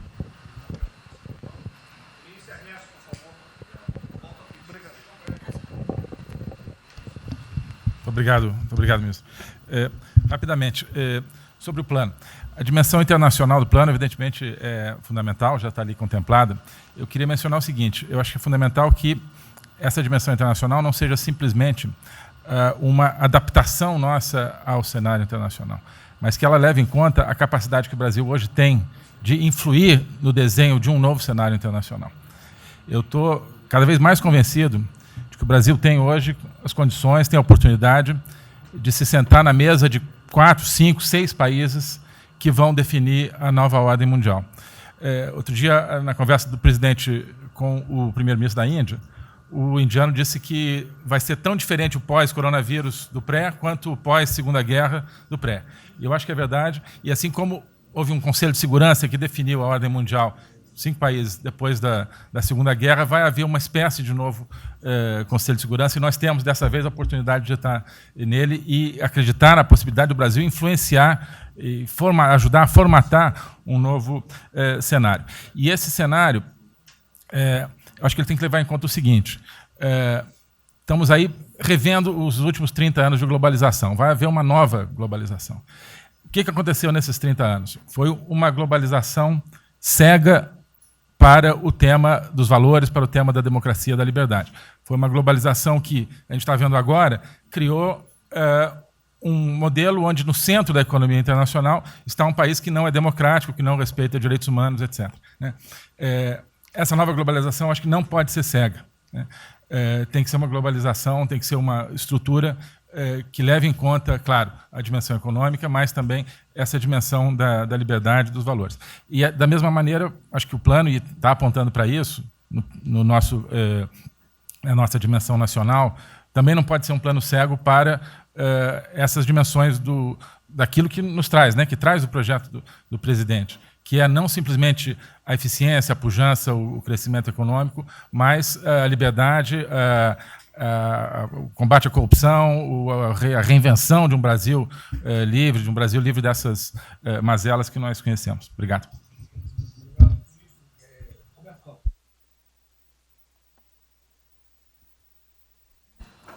Não, é bem rápido. Eu só vou voltar numa história. Vou voltar aqui numa história breve, que é lembrar que no fim do governo Dilma a taxa de juros era 14,5%, a curta, mas a taxa longa era 20%. E aí, quando a gente olha o que aconteceu e o que proporcionou a taxa de juros cair, é interessante, porque teve um dia, 18 de agosto, que saiu uma manchete no jornal que todos os elementos apontavam que ia ter o teto de gastos. Naquele dia, a curva de juros longa começou a cair e foi quando, depois, o presidente do Banco Central anterior começou a cair os juros. Ele caiu os juros até o nível de 6,5%, estabilizou, teve a incerteza das eleições, com a incerteza do PT poder voltar, a taxa piorou. Depois, curiosamente, quando o mercado entendeu que ia ter a Previdência, foi quando abriu espaço para cortar os juros novamente. Então, a razão dos juros ter ido de 14,5%, ou 15%, ou 20%, para o que está hoje, foi o fato da sociedade, do mercado, ter entendido que o governo ia ter disciplina em relação às contas públicas. Isso a gente não pode esquecer. Tá? Se me permite, Roberto, então você está dizendo aí que não só a Selic, bem como a taxa longa, nós devemos basicamente a PEC do teto, é isso? Isso. Estou dizendo exatamente isso. e depois também a Previdência. Então, dito isso, eu acho que é importante a gente passar essa mensagem. Um outro tema só, em relação ao plano, 3 pontos só que eu acho importante. A gente tem feito reuniões entre os banqueiros centrais de vários países do mundo quase todas as semanas. E eu acho que tem 3 pontos que são importantes. Primeiro, existe um consenso hoje que o mundo privado está com muito medo de tomar risco. Então, que não vai ter como ter uma saída rápida sem que o governo não entre de alguma forma tomando risco, porque o mundo privado está com medo de tomar risco pelo fator medo, que é o fator que o doutor mencionou, que eu acho que é muito importante. Se amanhã você permitir todo mundo ir no estádio de futebol ver um jogo, será que todo mundo vai sair de casa e vai? Qual é o fator medo? E o fator medo é interessante, porque quanto mais informação você tem, mais medo você tem, porque a mídia joga medo. Então, você tem hoje uma classe mais alta que tem mais medo que a classe mais baixa, exatamente porque eles têm mais acesso à informação e a informação é enviesada. Então, o primeiro ponto é esse tema de tomar risco. O segundo ponto rápido é um tema que eu acho que está muito crescendo também, está crescendo bastante, que é a análise, que a gente chama de análise intertemporal. Quando você faz uma ajuda, quando o governo faz um gasto, geralmente acontece 2 coisas. Ou você bota fundo perdido, ou seja, esse gasto não vale nada, e aí vai ter um reflexo na economia, na taxa de juros, ou as pessoas exageram e falam, não, esse gasto vai ser multiplicador. Provavelmente não é nenhuma coisa nem outra. O que eu acho que falta de analisar os gastos do governo é o quanto desse gasto que eu recupero lá na frente, via preservar emprego, via manter uma empresa viva que ia morrer. Então, eu acho que falta análise completa do gasto. O gasto nunca é fundo perdido. Também ele nunca é muito multiplicador, ele é um meio do caminho entre uma coisa e outra. E o que eu acho que falta é a análise de eu vou gastar tanto e esse gasto vai ter essa efetividade. Por exemplo, existe uma percepção do mercado que dinheiro para governador e prefeito é dinheiro jogado fora. Pode ser que seja mentira, mas existe essa percepção hoje. E tem vários vídeos rodando por aí, os senhores devem ter visto, de que o dinheiro vai para a prefeitura e não vai parar, porque vai em bem intangível, que é difícil de controlar. Vai em programa que você nunca tem como monitorar. Então, acho que é importante esse tema de fazer essa análise intertemporal, de ver realmente qual é a eficiência do gasto. E, por último, último ponto, conversando com investidores, a gente tem feito isso, inclusive nós fizemos uma conversa, 2 bancos centrais com investidores, inclusive de infraestrutura, e o problema principal que aparece em toda a conversa no Brasil, do investidor privado, é que, no passado, toda vez que o investidor privado entrou, teve muita sacanagem. O tema da governança é super importante. Então, eu estava conversando com o Marinho, a coisa mais importante desse projeto, na minha opinião, é garantir que a governança é boa. Para o investidor privado ter certeza que ele vai estar junto com o governo, ou ele vai estar em grande parte tomando risco, às vezes o governo vai tomar um pouquinho, mas que é uma coisa que ele não precisa se preocupar na frente com a governança. E o jeito de melhorar a governança é colocar agentes internacionais que fazem governança mundial. A gente conversou um pouco sobre isso, é só isso. Obrigado. Obrigado. Ministra Damares, por favor. Perdão, Marcelo já falou? Não. Não. Ministra Damares. Ministro, parabéns pela ideia, mas eu preciso lembrar, e eu preciso fazer sempre isso para que a gente não perca o foco, a questão de valores, ministro. Esse governo tem o pilar dos valores. Não se pode construir nada neste governo sem a gente trazer valores. Nós estamos sabendo, e a gente está falando o tempo todo, que nós não seremos mais os mesmos depois dessa pandemia. O mundo não será mais o mesmo, nós não seremos mais o mesmo, e nós vamos ter que fazer uma revisão de políticas públicas no mundo todo e no Brasil. Nós vamos ter que nos reinventar, com certeza. Neste momento, o que nós estamos vendo aqui no nosso comitê? Nós estamos buscando dados e não estamos encontrando dados. Nós recebemos um governo que não tinha dados, os dados que nós tínhamos eram falsos, mentirosos, um Brasil de achismo, um Brasil de talvez, eu acho que talvez sim, talvez não. Políticas públicas construídas até agora nessa nação em cima de talvez e de achismo. Nós vamos ter que rever muita coisa. É um país plural. Quando a gente foi buscar os povos tradicionais agora para a gente construir o enfrentamento ao coronavírus, nós descobrimos, ministros, que nós temos 1.300.000 ucranianos no Brasil e ninguém nunca falou de ucranianos para nós, com a sua cultura totalmente preservada no Brasil. Nós estamos com 1.500.000 ciganos e eu falava de 1.300.000 e são 1.500.000 ciganos. Nós estamos... Então, presidente, nós vamos ter que rever muita coisa na aplicação das nossas políticas públicas no Brasil. Os nossos seringueiros são em números maiores do que a gente imagina no Brasil. Então, tudo que nós formos construir, nós vamos ter que ver, ministro, a questão dos valores também. A questão, os nossos quilombos estão crescendo e os meninos estão nascendo nos quilombos e seus valores estão lá. Então, tudo vai ter que ver a questão dos valores. E quando eu falo valores, ministro, eu quero dizer para o senhor, nós estamos com quase 80 mil idosos em abrigos no Brasil. Eu me surpreendi com números. Nós estamos com quase 60 mil crianças em abrigos no Brasil. Os números estão me surpreendendo. E eu estou com um número absurdo de mulheres também em busca de abrigos por causa de violência. Então, tudo isso tem que vir para este pacote. Nós vamos ter que fazer algumas revisões de políticas públicas no Brasil. Então, por favor, ministro, coloque aí a questão de valores. E quando eu falo valores, aí eu quero olhar para o nosso novo ministro aqui da Saúde e dizer, ministro, valores estão lá no seu ministério também. Neste momento de pandemia, a gente está vendo aí a palhaçada do STF trazer o aborto de novo para a pauta. E lá estava a questão de as mulheres que são vítimas do Zika vírus vão abortar. E agora vem no coronavírus. Será que vão querer liberar que todos que tiveram coronavírus poderão abortar no Brasil? Vão liberar geral? O seu ministério, ministro, está lotado de feminista que tem uma pauta única, que é a liberação de aborto. Quero te lembrar, ministro, que está chegando agora, este governo é um governo pró-vida, é um governo pró-família. Então, por favor. E aí, quando a gente fala de valores, ministro, eu quero dizer que nós estávamos, sim, no caminho certo. A gente não precisa reinventar muita coisa, não. E eu quero citar aqui o exemplo da política indigenista, como este governo estava construindo. Todo mundo começou a dizer, a esquerda começou a falar, que o coronavírus iria dizimar os povos indígenas no Brasil. O primeiro óbito, dia 12 de abril, sabe o que é isso? A forma como nós estávamos conduzindo a política indígena no Brasil.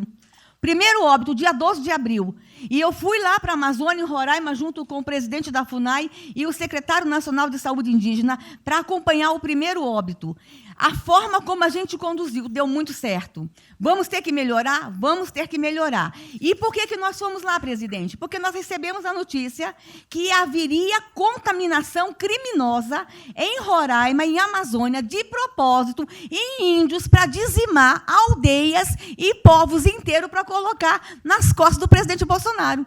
Eu tive que ir para lá com o presidente da FUNAI e me reuni com os generais da região e o superintendente da Polícia Federal para a gente fazer uma ação ali meio que sigilosa, porque eles precisavam matar mais índio para dizer que a nossa política não estava dando certo.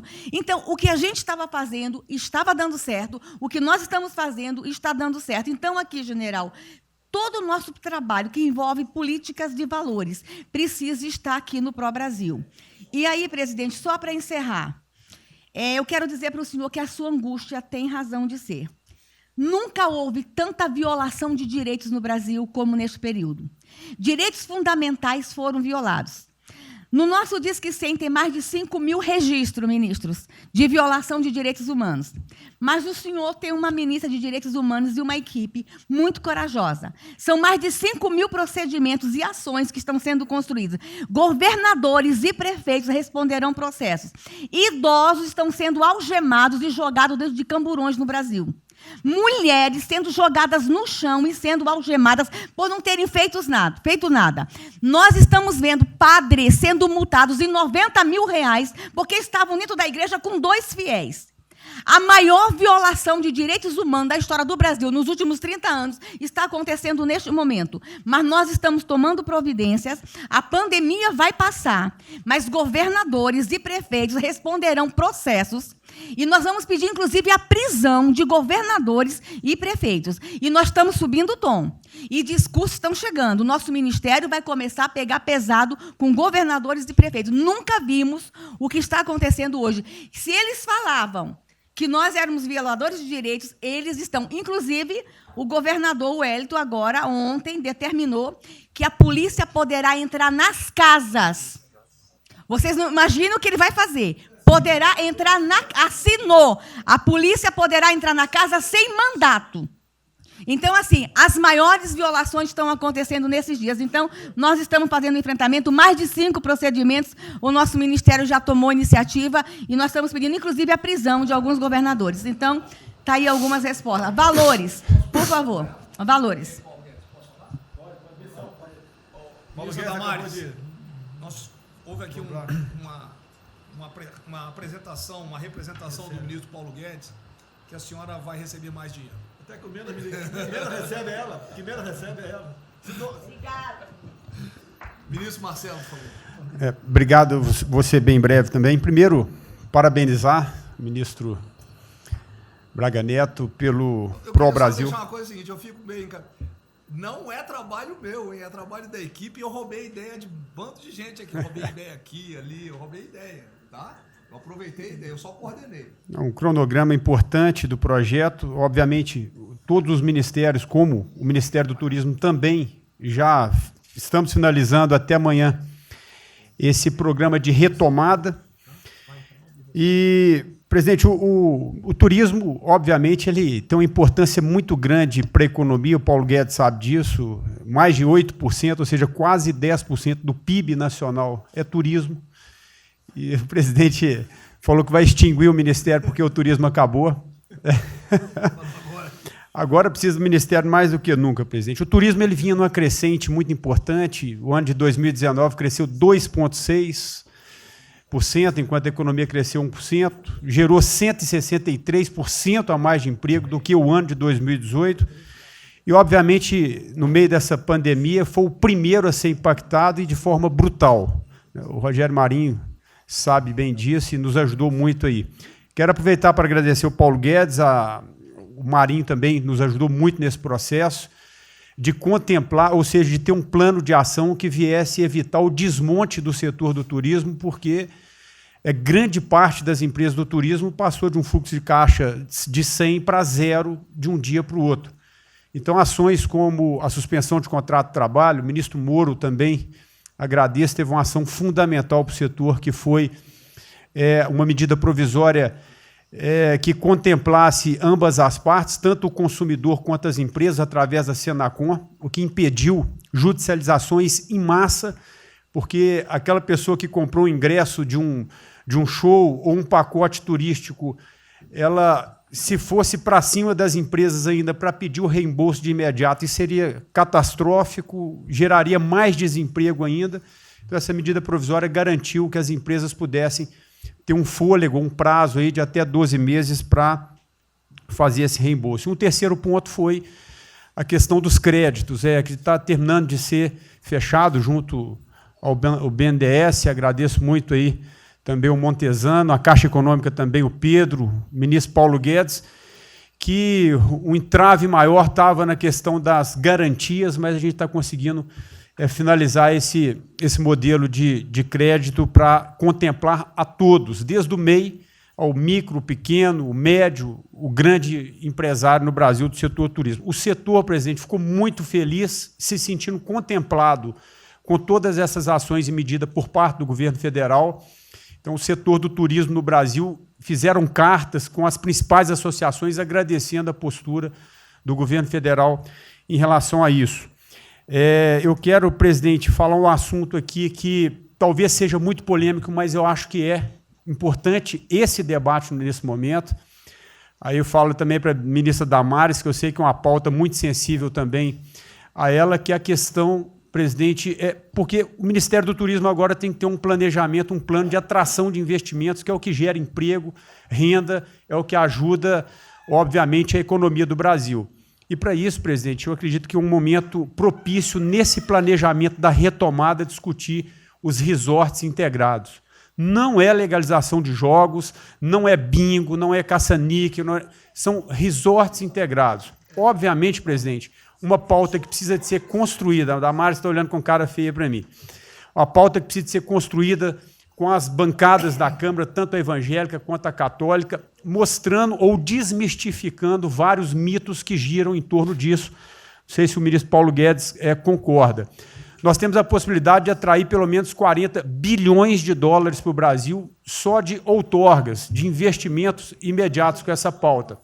Mas o que precisa ser feito, presidente, é realmente desmistificar a questão de evasão de divisas, de lavagem de dinheiro, de tráfico de drogas, e, para isso, eu sugeriria que, nesse debate, pudéssemos contar com o Ministério da Justiça, através da Polícia Federal, o Ministério Público na mesa, a Receita Federal, os órgãos de controle, mas, obviamente, presidente, uma pauta que só levaríamos para frente se a gente conseguir pacificar ou nos fazer entender pelas bancadas evangélicas, pela bancada católica, para que não haja uma distorção na comunicação disso. Tem que ser um projeto muito bem feito, que eu acredito que pode ser, aí, nesse processo da retomada, uma grande oportunidade para o Brasil atrair grandes complexos, dos quais apenas 3% são utilizados para os cassinos.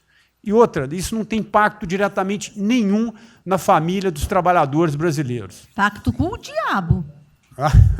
Não, não é bem assim, não. Vou ter que começar a desmistificar para Damares aqui. Estou vendo isso. Então, presidente, aqui não estou dizendo que a gente tem que colocar isso como um projeto de governo, obviamente, mas abrir esse debate em torno dos resorts integrados. Propõe a data, a gente reúne os ministérios, Tá bom. a gente conversa. E para finalizar, presidente, o ministro Nelson, prazer estar aqui com o senhor a primeira vez. A gente fez um projeto muito bem elaborado, né, dentro do comitê de operações, que visa fazer com que os hotéis possam abrigar os profissionais de saúde, e só os profissionais de saúde. A questão anterior do Ministério, por 2 vezes eu mandei a mensagem, não se manifestou, não se interessou, mas eu acredito que é um projeto que pode, sobretudo, trazer para o governo federal uma boa visibilidade com essa preocupação de quem está na linha de frente do combate, que são os profissionais de saúde. Visando 2 coisas, eu já vou terminar, que é, primeiro, melhorar essa logística do profissional de saúde, que sempre tem um hotel próximo aos hospitais, e também a preservação da família desses profissionais, mostrando, obviamente, a sensibilidade do presidente Jair Bolsonaro na preocupação com essas vidas desses profissionais. Obrigado, ministro. Tem uma reunião, que dia que é a reunião? Parece que é hoje, às 16 horas. Hoje, então. Já tem uma reunião marcada para a gente discutir isso aí. Tá bom. Obrigado. Saúde e turismo, para a gente definir. Penúltimo debatedor, ministro Weintraub. Obrigado. Tem 3 anos que eu... Fui claro no penúltimo. Muito obrigado. Tem 3 anos que, através do Onix, eu conheci o presidente. Nesses 3 anos, eu não pedi uma única conselho, não tentei promover minha carreira, me ferrei na física, ameaça de morte na universidade, e o que me fez, naquele momento, embarcar junto, era a luta pela liberdade. Eu não quero ser escravo nesse país. E acabar com essa porcaria que é Brasília. Isso daqui é um cancro de corrupção, de privilégio. Eu tinha uma visão extremamente negativa de Brasília. Brasília é muito pior do que eu podia imaginar. As pessoas aqui perdem a percepção, a empatia, a relação com o povo. Se sentem inexpugnáveis. Eu tive o privilégio de ver a mais da metade aqui desse time chegar. Eu fui secretário executivo do ministro Onix. Eu acho que a gente está perdendo um pouco desse espírito. A gente está perdendo a luta pela liberdade. É isso que o povo está gritando. Não está gritando para ter mais Estado, para ter mais projetos, para ter mais... O povo está gritando por liberdade. Ponto. Eu acho que é isso que a gente está perdendo. Está perdendo mesmo. O povo está querendo ver o que me trouxe até aqui. Eu, por mim, botava esses vagabundos todos na cadeia. Começando no STF. E é isso que me choca. Era só isso, presidente. Eu realmente acho que toda essa discussão de vamos fazer isso, vamos fazer aquilo, eu vi muitos ministros que chegaram, foram embora. Eu percebo que tem muita gente com agenda própria. Eu percebo que tem o jogo que é jogado aqui. Mas eu não vim para jogar o jogo. Eu vim aqui para lutar.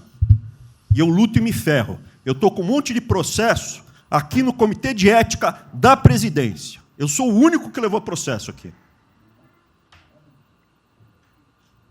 Isso é um absurdo o que está acontecendo aqui no Brasil. A gente está conversando com quem a gente tinha que lutar. A gente não está sendo duro bastante contra os privilégios, contra o tamanho do Estado. E eu realmente estou aqui de peito aberto, como vocês sabem disso. Levo tiro. Odeio o Partido Comunista. Ele está querendo transformar a gente numa colônia. Esse país não é... Odeio o termo povos indígenas, odeio esse termo, odeio. O povo cigano, só tem um povo nesse país. Quer, não quer sair de ré. É povo brasileiro, só tem um povo. Pode ser preto, pode ser branco, pode ser japonês, pode ser descendente de índio, mas tem que ser brasileiro, pô. Acabar com esse negócio de povos e privilégios. Só pode ter um povo. Não pode ter ministro que acha que é melhor do que o povo, do que o cidadão. Isso é um absurdo. A gente chegou até aqui. O senhor levou uma facada na barriga. Fez mais do que eu. Levou uma facada. Mas eu também estou levando bordoada e estou correndo risco. E fico escutando esse monte de gente defendendo privilégio e teta. Entendeu? É isso. Negócio, empréstimos. A gente veio aqui para acabar com tudo isso, não para manter essa estrutura. E esse é o meu sentimento extremamente chateado que eu estou vendo. Essa oportunidade se perder. Eu sou, evidentemente... Eu estou no grupo dos ministros que está mais ligado com a militância, evidente, porque eu era um militante. Eu estava militando de peito aberto, continuo militando, do ponto de vista de carreira. Eu poderia ter tentado me dar bem. Não foi isso que eu fiz. Não foi isso que eu fiz. Sei que isso daqui é um palácio, existem intrigas palacianas, estou sendo muito franco. E a gente pode sim perder a liberdade, perder esse país. Ninguém vai se dar bem se a gente perder esse país. Quem vai se dar bem são pouquíssimas famílias. Pouquíssimas famílias. Não se iludam. Não se iludam. Era isso. Deixa eu complementar aqui. O que o Weintraub está falando, eu estou com 65 anos, a gente vai se aproximando de quem não deve. Eu já tenho que me policiar no tocante a isso daí. São pessoas aqui em Brasília, dos três poderes, que não sabem o que é povo. Eu converso com alguns, não sabem o que é um feijão com arroz, não sabem o que é um supermercado, esqueceu. Acho que o dinheiro cai do céu. Eu estou com meus privilégios garantidos, ganho 100 mil por mês, em média, 100 mil por mês a galera ganha, né? Legalmente. E acha que isso vai acabar nunca. Como alguns acham que a liberdade... qual é desse cara? Está maluco? Eu estou vendo o mais antigo aqui, o Joelino aqui. Ele sabe o que foi 64. Muitos aqui não sabem. Essa cambada que tentou chegar no poder em 64, se tiver chegado, ele estava fudido todo mundo aqui. Cortando, eu estava felicíssimo se estivesse cortando cana, ganhando $20 por mês. Não pode esquecer disso. Nós não podemos esquecer o que é esse povo. Eu vou convidar os ministros para domingo e passar na Serena Taguatinga. Convite, não é missão, não, convite. Para ver como é que está o cara na esquina. Para ver uns merda para falar aí, né? Uns merda de sempre. O cara rompeu o isolamento, está dando um pé. Tem PC pro cacete, pô. Você está passando fome, está na merda, pô. Sentiu o cheiro de povo. Como eu falei lá. É uma experiência para todo político sentir. Ir lá ver como é que está o negócio. Ou a gente tem que estar como se fosse, né, um general na retaguarda e deixar a tropa se ferrar na frente. Não, o general está na frente, o coronel está na frente, o capitão está na frente. Nós, heróis da Segunda Guerra Mundial, estiver na frente de campo de batalha. Se precisar aqui, tenho certeza que nossas Forças Armadas vão cumprir com o seu papel. Mas, né, nós temos que dar exemplo. E mostrar que o Brasil não é... Eu sou mais educado que o Weintraub, até me poli muito, né, no linguajar que ele usou, mas não é isso. Que o pessoal pinta por aí. Se reunindo de madrugada, para lá, para cá. Sistema de informações. O meu funciona. O meu particular funciona. Os que tem oficialmente, desinforma. E voltando ao tema, eu prefiro não ter informação do que ser desinformado por cima de informações que eu tenho. Então, pessoal, muitos vão poder sair do Brasil, mas não quero sair, ver a minha irmã de Eldorado, outra de Cajati, o coitado do meu irmão, capitão do exército lá de Miracatu, se fuder, porra. como é perseguido o tempo todo. A bosta da Folha de São Paulo diz que meu irmão foi expulso de um açougue em registro, que estava comprando carne sem máscara. Comprovou no papel, estava em São Paulo nesse dia. O dono do restaurante, do açougue, falou que não estava lá. E fica por isso mesmo, sei que é problema dele, né? Mas é a putaria o tempo todo para me atingir mexendo com a minha família. Já tentei trocar gente da segurança nossa no Rio de Janeiro, oficialmente, e não consegui. Isso acabou. Eu não vou esperar fuder minha família toda, de sacanagem, ou amigos meus, porque eu não posso trocar alguém da segurança na ponta da linha que pertence à estrutura nossa. Vai trocar. Se não puder trocar, troca o chefe dele. Pode trocar o chefe dele? Troca o ministro. E ponto final. Não estamos aqui para brincadeira. Aí vem um garoto aqui, ó, com todo respeito, do BNDES. Tá, eu conheci ele, usava calção lá. Tá? Pô, ele veio dos Estados Unidos para cá, podia estar muito bem lá. Veio para cá, vai tentar mudar o Brasil, a convite do Paulo Guedes, que é amigo dos pais dele, por coincidência, né, Paulo Guedes? Coincidência. Eu não lembro dos teus pais, lembro de você, tá certo? Mas alguém que está investindo aqui. E todos nós temos que pensar nisso. O que esses filha de uma égua querem, é a nossa liberdade. Olha, como é fácil impor uma ditadura no Brasil, como é fácil. O povo está dentro de casa. Por isso que eu quero, ministro da Justiça e ministro da Defesa, que o povo se arme. Que é a garantia que não vai ter um filho da puta aparecer para impor uma ditadura aqui. Porque é fácil impor uma ditadura. Facílimo.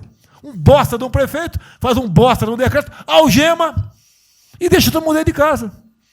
Se tivesse armado, ia para a rua. E se eu fosse ditador, né, eu queria desarmar a população, como todos fizeram no passado, quando queriam, antes de impor a sua respectiva ditadura. Aí, que a demonstração nossa, eu peço ao Fernando e ao Moro, que por favor assine essa portaria hoje, que eu quero dar um puta de um recado para esses bosta. Por que eu estou armando o povo? Porque eu não quero uma ditadura. E não dá para segurar mais. Não dá para segurar mais.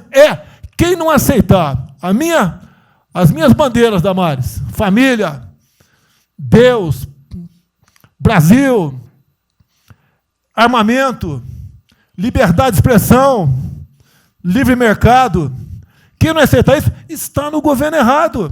Esperem para 22, né, o senhor Álvaro Dias, espere o Alckmin, espere o Haddad, ou talvez o Lula, né?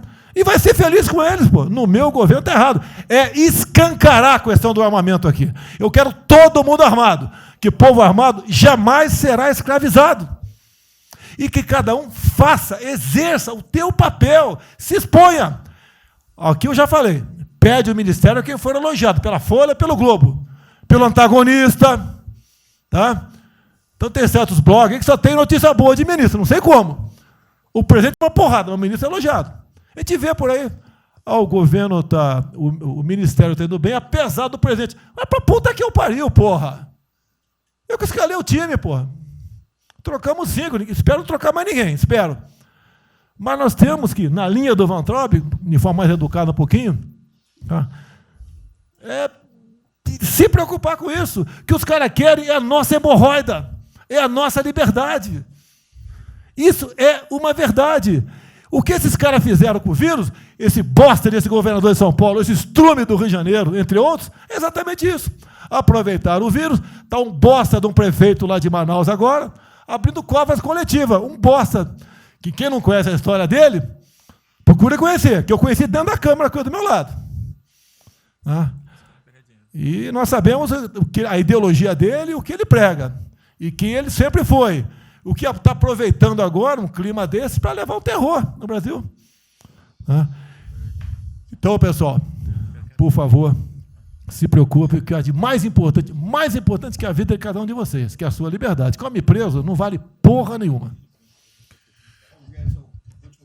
Presidente, esses valores e esses princípios, e o alerta aí do Weintraub é válido também, como sua evocação, é que realmente nós estamos todos aqui por esses valores. Nós estamos aqui por esses valores. Nós não podemos nos esquecer disso.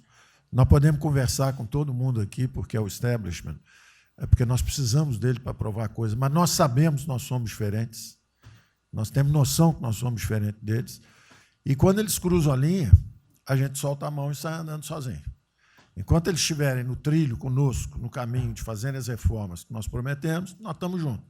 Na hora que o cara soltou a mão e passou para o lado de lá, a gente deixa o cara ir sozinho, a gente continua sozinho e vai procurar outra conversa, em outro lugar. Então, eu acho que manter essa ideia que nos trouxe aqui, e eu tenho dito isso em todo lugar, e lá fora, eu converso. Semana passada, conversei com os ministros da Fazenda de G20, conversei com os ministros também de Economia dos BRICS, e a mensagem que eu levo é sempre a mesma: o Brasil vai surpreender o mundo. Vocês duvidavam da nossa democracia, duvidavam do nosso presidente é democrata e vai fazer as mudanças. E aprovamos a reforma da Previdência o ano passado, enquanto os franceses fizeram passeatas contra a reforma da Previdência. Agora, a mesma coisa, estou dizendo, nós vamos continuar aprofundando as reformas, nós vamos seguir. Eu conheço todas as histórias de reconstrução por profissão, obrigado a estudar isso, a reconstrução da Alemanha na Segunda Guerra, na Primeira Guerra com o Schatz, a Segunda Guerra com o Ludwig Erhard, a reconstrução da economia do Chile com os caras de Chicago, o caso da fusão das duas Alemanhas, eu conheço profundamente, no detalhe, não é de ouvir falar, é de ler 8 livros sobre cada reconstrução dessa. Então, eu li Keynes 3 vezes no original antes de eu chegar a Chicago. Então, para mim, não tem música, não tem dogma, não tem blá, blá, blá. Tem estudos sobre todas as ocasiões. E nós demos uma demonstração disso quando nós estávamos indo numa direção norte, com as reformas estruturantes, e, de repente, em 3 semanas e meia, nós fomos para o sul. E nós somos elogiados hoje lá fora. Semana passada, todo mundo elogiando, fazendo referência, que o Brasil está à frente de todos os emergentes e Pari-Passu ali só está atrás um pouquinho dos Estados Unidos, porque os Estados Unidos está naquele caso, que é o cara que tem a moeda forte, emite 1 trilhão para cada problema que ele tem e ninguém reclama. Fizemos vários programas antes dos alemães, vários programas antes dos ingleses, vários programas, de todo tipo. Então, se não existe algo aqui, é dogma. Existe capacidade de trabalho com um grupo extraordinário que eu tenho.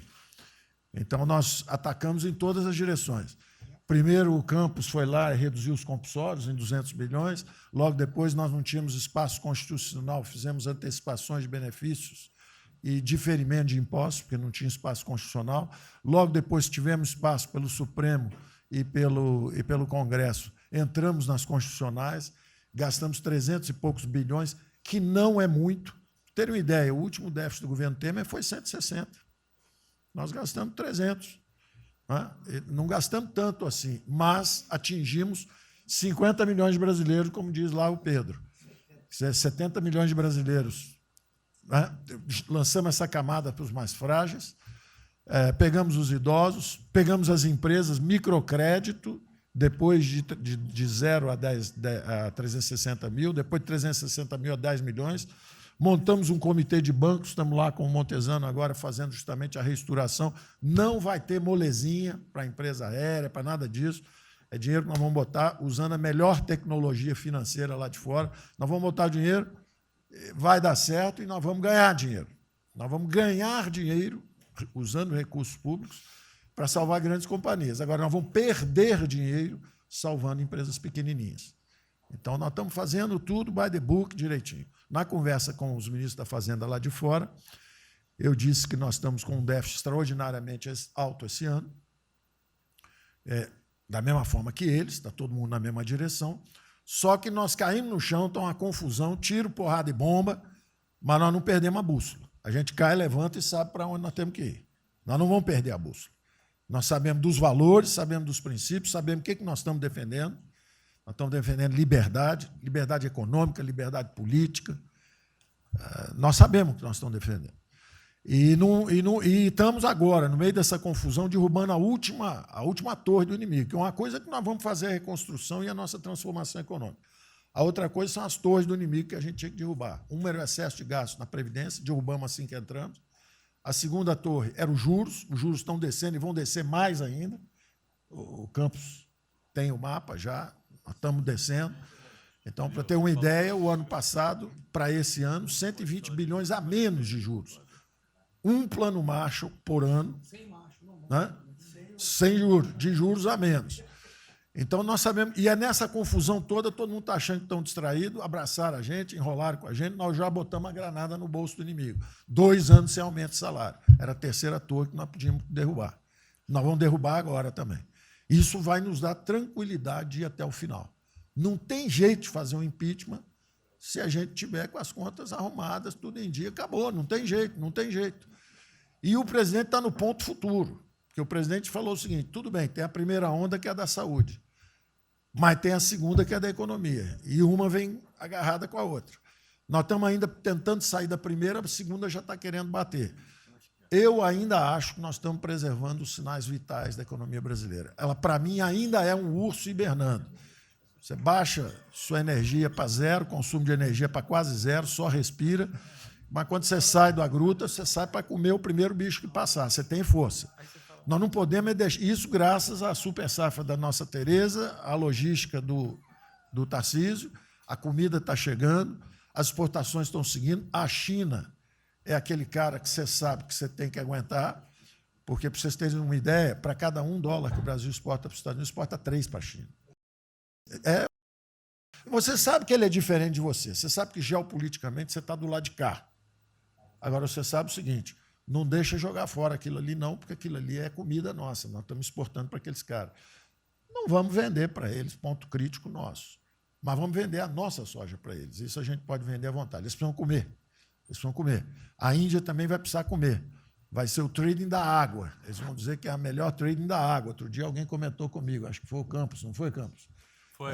É o trading da água, quer dizer, os caras precisam de alimento, não tem água, nós temos muito mais água do que eles têm, então eles vão ter que abrir mão da agricultura para fazer outras coisas e nós vamos poder exportar para eles também. Então, nós temos um mapa de voo bom, nós temos uma equipe jovem, preparada, todo mundo trabalhando juntos, e nós não vamos perder o rumo, nós não podemos perder o rumo. Então, vai ter muita conversa, vamos para cá, vamos para lá, vamos fazer isso, vamos fazer aquilo, não vamos perder o rumo, não. Pode dar vestimento, bota peruca loura, passa batom vermelho, faz uma opção de coisa que for necessário politicamente, mas não vão perder o rumo econômico, não, nós sabemos onde nós estamos indo. Então, eu estou só dando uma mensagem de tranquilidade para todo mundo aqui, que é o seguinte, nós estamos fazendo nada exótico, dogmático, nada disso. Nós estamos indo numa direção, fizemos o que o mundo inteiro fez, em 3 semanas e meia, nós fizemos o que o mundo inteiro fez, só que nós não vamos perder o rumo, não. Nós sabemos para onde nós vamos voltar já já, tá certo? E se o mundo for diferente, nós vamos ter capacidade de adaptação. Por exemplo, eu já tenho conversado com o ministro da Defesa, já conversamos algumas vezes, quantos 200 mil, 300 mil, quantos jovens aprendizes nós podemos absorver nos quartéis brasileiros? 1 milhão?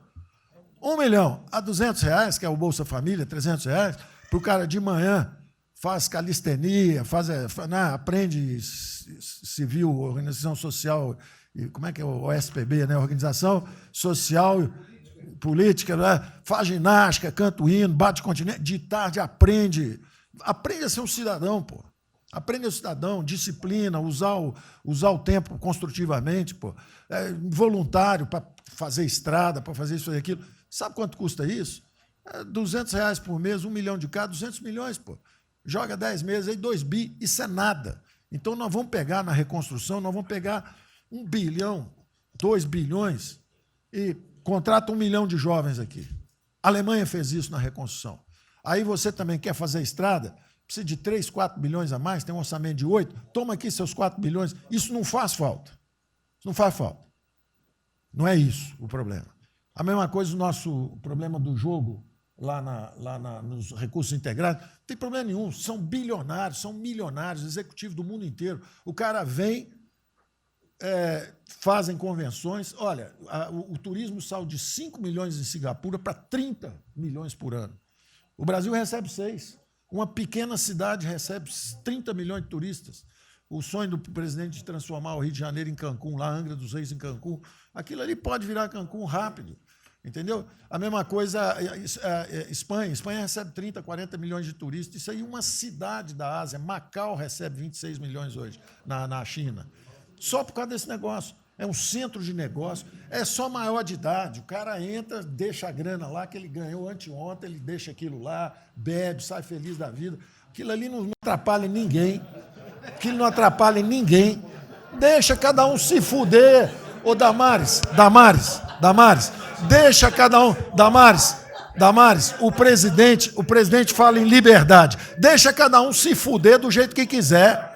Principalmente se o cara é maior, vacinado e bilionário. Deixa o cara se fuder, pô. Lá não entra nenhum brasileirinho. Não entra nenhum brasileirinho desprotegido. Se a CGU tiver como controlar a entrada e a saída do dinheiro... Isso, então vamos lá. Se não tiver como lavar dinheiro sujo... Então, só para terminar as observações também finais ali, o Campos falou duas coisas também interessantes. Então, o Campos falou duas coisas interessantes ali. Uma é o seguinte... O estrangeiro, para vir, para fazer os investimentos, eu recebi um embaixador, já reportei isso para o presidente, eu recebi um embaixador dos Estados Unidos e ele veio conversar conosco. E a mensagem maior dele era uma só. Assim, olha, nós queremos um bom ambiente de negócio. Nós vamos colocar centenas de bilhões de dólares aqui. O mundo inteiro quer investir no Brasil. Agora, nós precisamos de um bom ambiente de negócio. Simplificação de impostos, segurança jurídica, coisa desse tipo. Não é? Então, o secretário do Comércio americano, que é o Wilbur Ross, o cara me disse o seguinte, eu só tenho um conselho para vocês. Vamos aderir ao GPA, é o General Purchasing Agreement, que é o seguinte, é um acordo, nós com a entrada na OECD, nós assinamos esse acordo, e esse acordo diz o seguinte, não pode haver nenhuma compra governamental sem transparência. Acabou. Então, basta a gente fazer isso, quer dizer, vai fazer concorrência para concessão, privatização. Então, nós já estamos na pista certa, já estamos indo na direção certa. Só uma informação sobre isso aí. Eu fiz uma reunião com o pessoal da OCDE essa semana agora, foi semana passada, né? Semana passada, falando do nosso interesse, eles falaram que assim, já nos consideram da OCDE. Sim. Tá? Então, os ministérios, estou falando isso porque vários ministérios têm uma pauta a cumprir. Sim. Vamos continuar nisso porque vamos dizer, a impressão foi excepcional. Ministro, é só um dado aqui da OCDE. Só um dado aqui, rapidamente da OCDE. O presidente falou que nós estamos com o apoio do Trump. Não, o embaixador disse isso. O embaixador disse, nós não podemos perder a oportunidade do presidente estar tão próximo ao Trump. Os nossos dois presidentes estão próximos. Nós não podemos perder essa oportunidade. O presidente da OCDE disse que realmente o Trump, os Estados Unidos, que era, vamos dizer assim, tinha uma certa objeção, agora já está favorável. Isso é real. Ministro, é só um dado. A OCDE, 90% dos países que hoje integram a OCDE já contam com os resorts integrados. E os outros 10% é porque são muçulmanos. Por isso que não estão. 88% tem um ensino domiciliar. Então, a gente vai entrar com a MP hoje lá, tá? Homeschooling. Só uma informação. Ontem eu tive o G20 da Agricultura. Ontem foi o dia do G20 da Agricultura. Tem uma nova ordem, vai ter, depois do coronavírus, e muitos países vão colocar regras para ter estoque novamente, que eu acho que não é o nosso caso. Mas, enfim, nós precisamos ter acesso a mercados, enfim. Mas nós precisamos incentivar o trigo. É o único produto que o Brasil não é autossuficiente. O resto, presidente, se amanhã quiser fechar... Nós temos 2 milhões... Não, nós temos 2 milhões, no Sul também, mas nós temos 2 milhões de hectares ali no Matopiba, prontos, inclusive, com a Embrapa, com... variedades super produtivas para poder investir lá. Precisa de dinheiro. E uma última coisa. Não, dinheiro que volta, financiamento. O que nós precisamos é baixar os juros. A agricultura não aguenta 9% de juro, é muito alto para ela. Tá. O Banco do Brasil não fala nada, não? O Banco do Brasil não é tatu nem cobra. O Banco do Brasil não é tatu nem cobra, porque ele não é privado nem público. Então, se for apertar o Rubem, coitado, ele é super liberal, mas se apertar ele e falar, bota o juro baixo, ele, não posso, senão a turma, os privados, meus minoritários, me apertam. Aí você vai falar assim, bota o juro alto, ele, não posso, porque senão o governo me aperta. O Banco do Brasil é um caso pronto de privatização. É um caso pronto, e a gente não está dando esse passo. Só já notou que o BNDE e a Caixa, que são nossos públicos, a gente faz o que a gente quer. O Banco Brasileiro não consegue fazer nada, e tem um liberal lá. Então tem que vender essa porra logo. Da próxima reunião aí. Apesar de todo apesar de todo o aumento de risco que passou a haver no sistema bancário, o Banco do Brasil está expandindo bastante seus empréstimos. E a agricultura, a ministra Tereza Cristina é testemunha aqui de que o apoio está sendo muito grande. E nós estamos numa situação confortável, ministro, porque, primeiro, porque, em termos de liquidez, o público vê o Banco do Brasil como um porto seguro. Então, nós não estamos tendo problemas que outros bancos estão tendo, de preocupação com a liquidez do banco, com a rigidez do banco. E na nossa formação de resultado, as pessoas físicas têm um papel preponderante dentro do Banco do Brasil. E nós temos a felicidade, nesse momento, de contar com folhas de pagamento de empresas públicas, das Forças Armadas, né, que, em termos relativos, estão numa situação mais segura do que o cidadão comum, que não participa de empresas públicas. Mas só confessa o seu sonho. Hein? Confessa o sonho. Agora, confessa o seu sonho. Em relação à privatização... Só em 23 você confessa, agora não. Em relação à privatização, eu acho que fica claro que com o BNDES cuidando do desenvolvimento e com a Caixa cuidando da área social, o Banco do Brasil estaria pronto para um programa de privatização. Né? Mas isso a gente pode fazer... Só se discute, só se fala isso em 23. Tá? A gente pode fazer um dia um seminário aí que possa estender aí. Porque o Banco do Brasil, no passado, teve muitos privilégios pelo fato de ser público. Né? As folhas de pagamento vinham naturalmente para o Banco do Brasil ou para a Caixa. A administração dos depósitos judiciais eram sempre do Banco do Brasil e da Caixa. Hoje isso tudo é processo de concorrência. Nós temos que pagar muito caro por esses antigos privilégios que não são mais privilégios. E fica só o lado ruim de ser estatal, pesando no Banco do Brasil. Quer dizer, a gente não tem a mesma facilidade de contratação, a gente não tem a mesma facilidade de demissão de maus funcionários e vai por diante. Quer dizer, tudo tem que submeter ao governo, tem o Tribunal de Contas travando tudo. Né? O Tribunal de Contas, hoje em dia, é uma usina de terror. Quer dizer, se a gente faz alguma coisa, está arriscado ir para a cadeia. Se não faz, é processado por inação. Né? Você não tomou as providências que tinha que ter tomado. Então virou um terror isso. Né? Se ficar, o bicho pega, se correr, o bicho come. Agora, se me permite, eu queria fazer uma observação rápida sobre a área de medicina. Eu acompanho os números diariamente. Eu vejo que os óbitos, eles chegaram diários, passaram de 200 durante alguns dias, 4, 5 dias, mais de 200 pessoas sendo mortas. De uns 4, 5 dias para cá, esses óbitos caíram bastante, já não chegam mais na casa de 200. A minha sensação, de quem não é especialista no negócio, mas que observa os números, é que o tal do pico, o tal do famoso pico, que gerava tantas preocupações, a minha sensação é que esse pico já passou. Né? Agora... É que o senhor não viu o número que nós mostramos lá em cima agora, mas isso é outra história. Senhores, sem querer cortar, muito obrigado a todos, porque senão não termina. Presidente, perdão.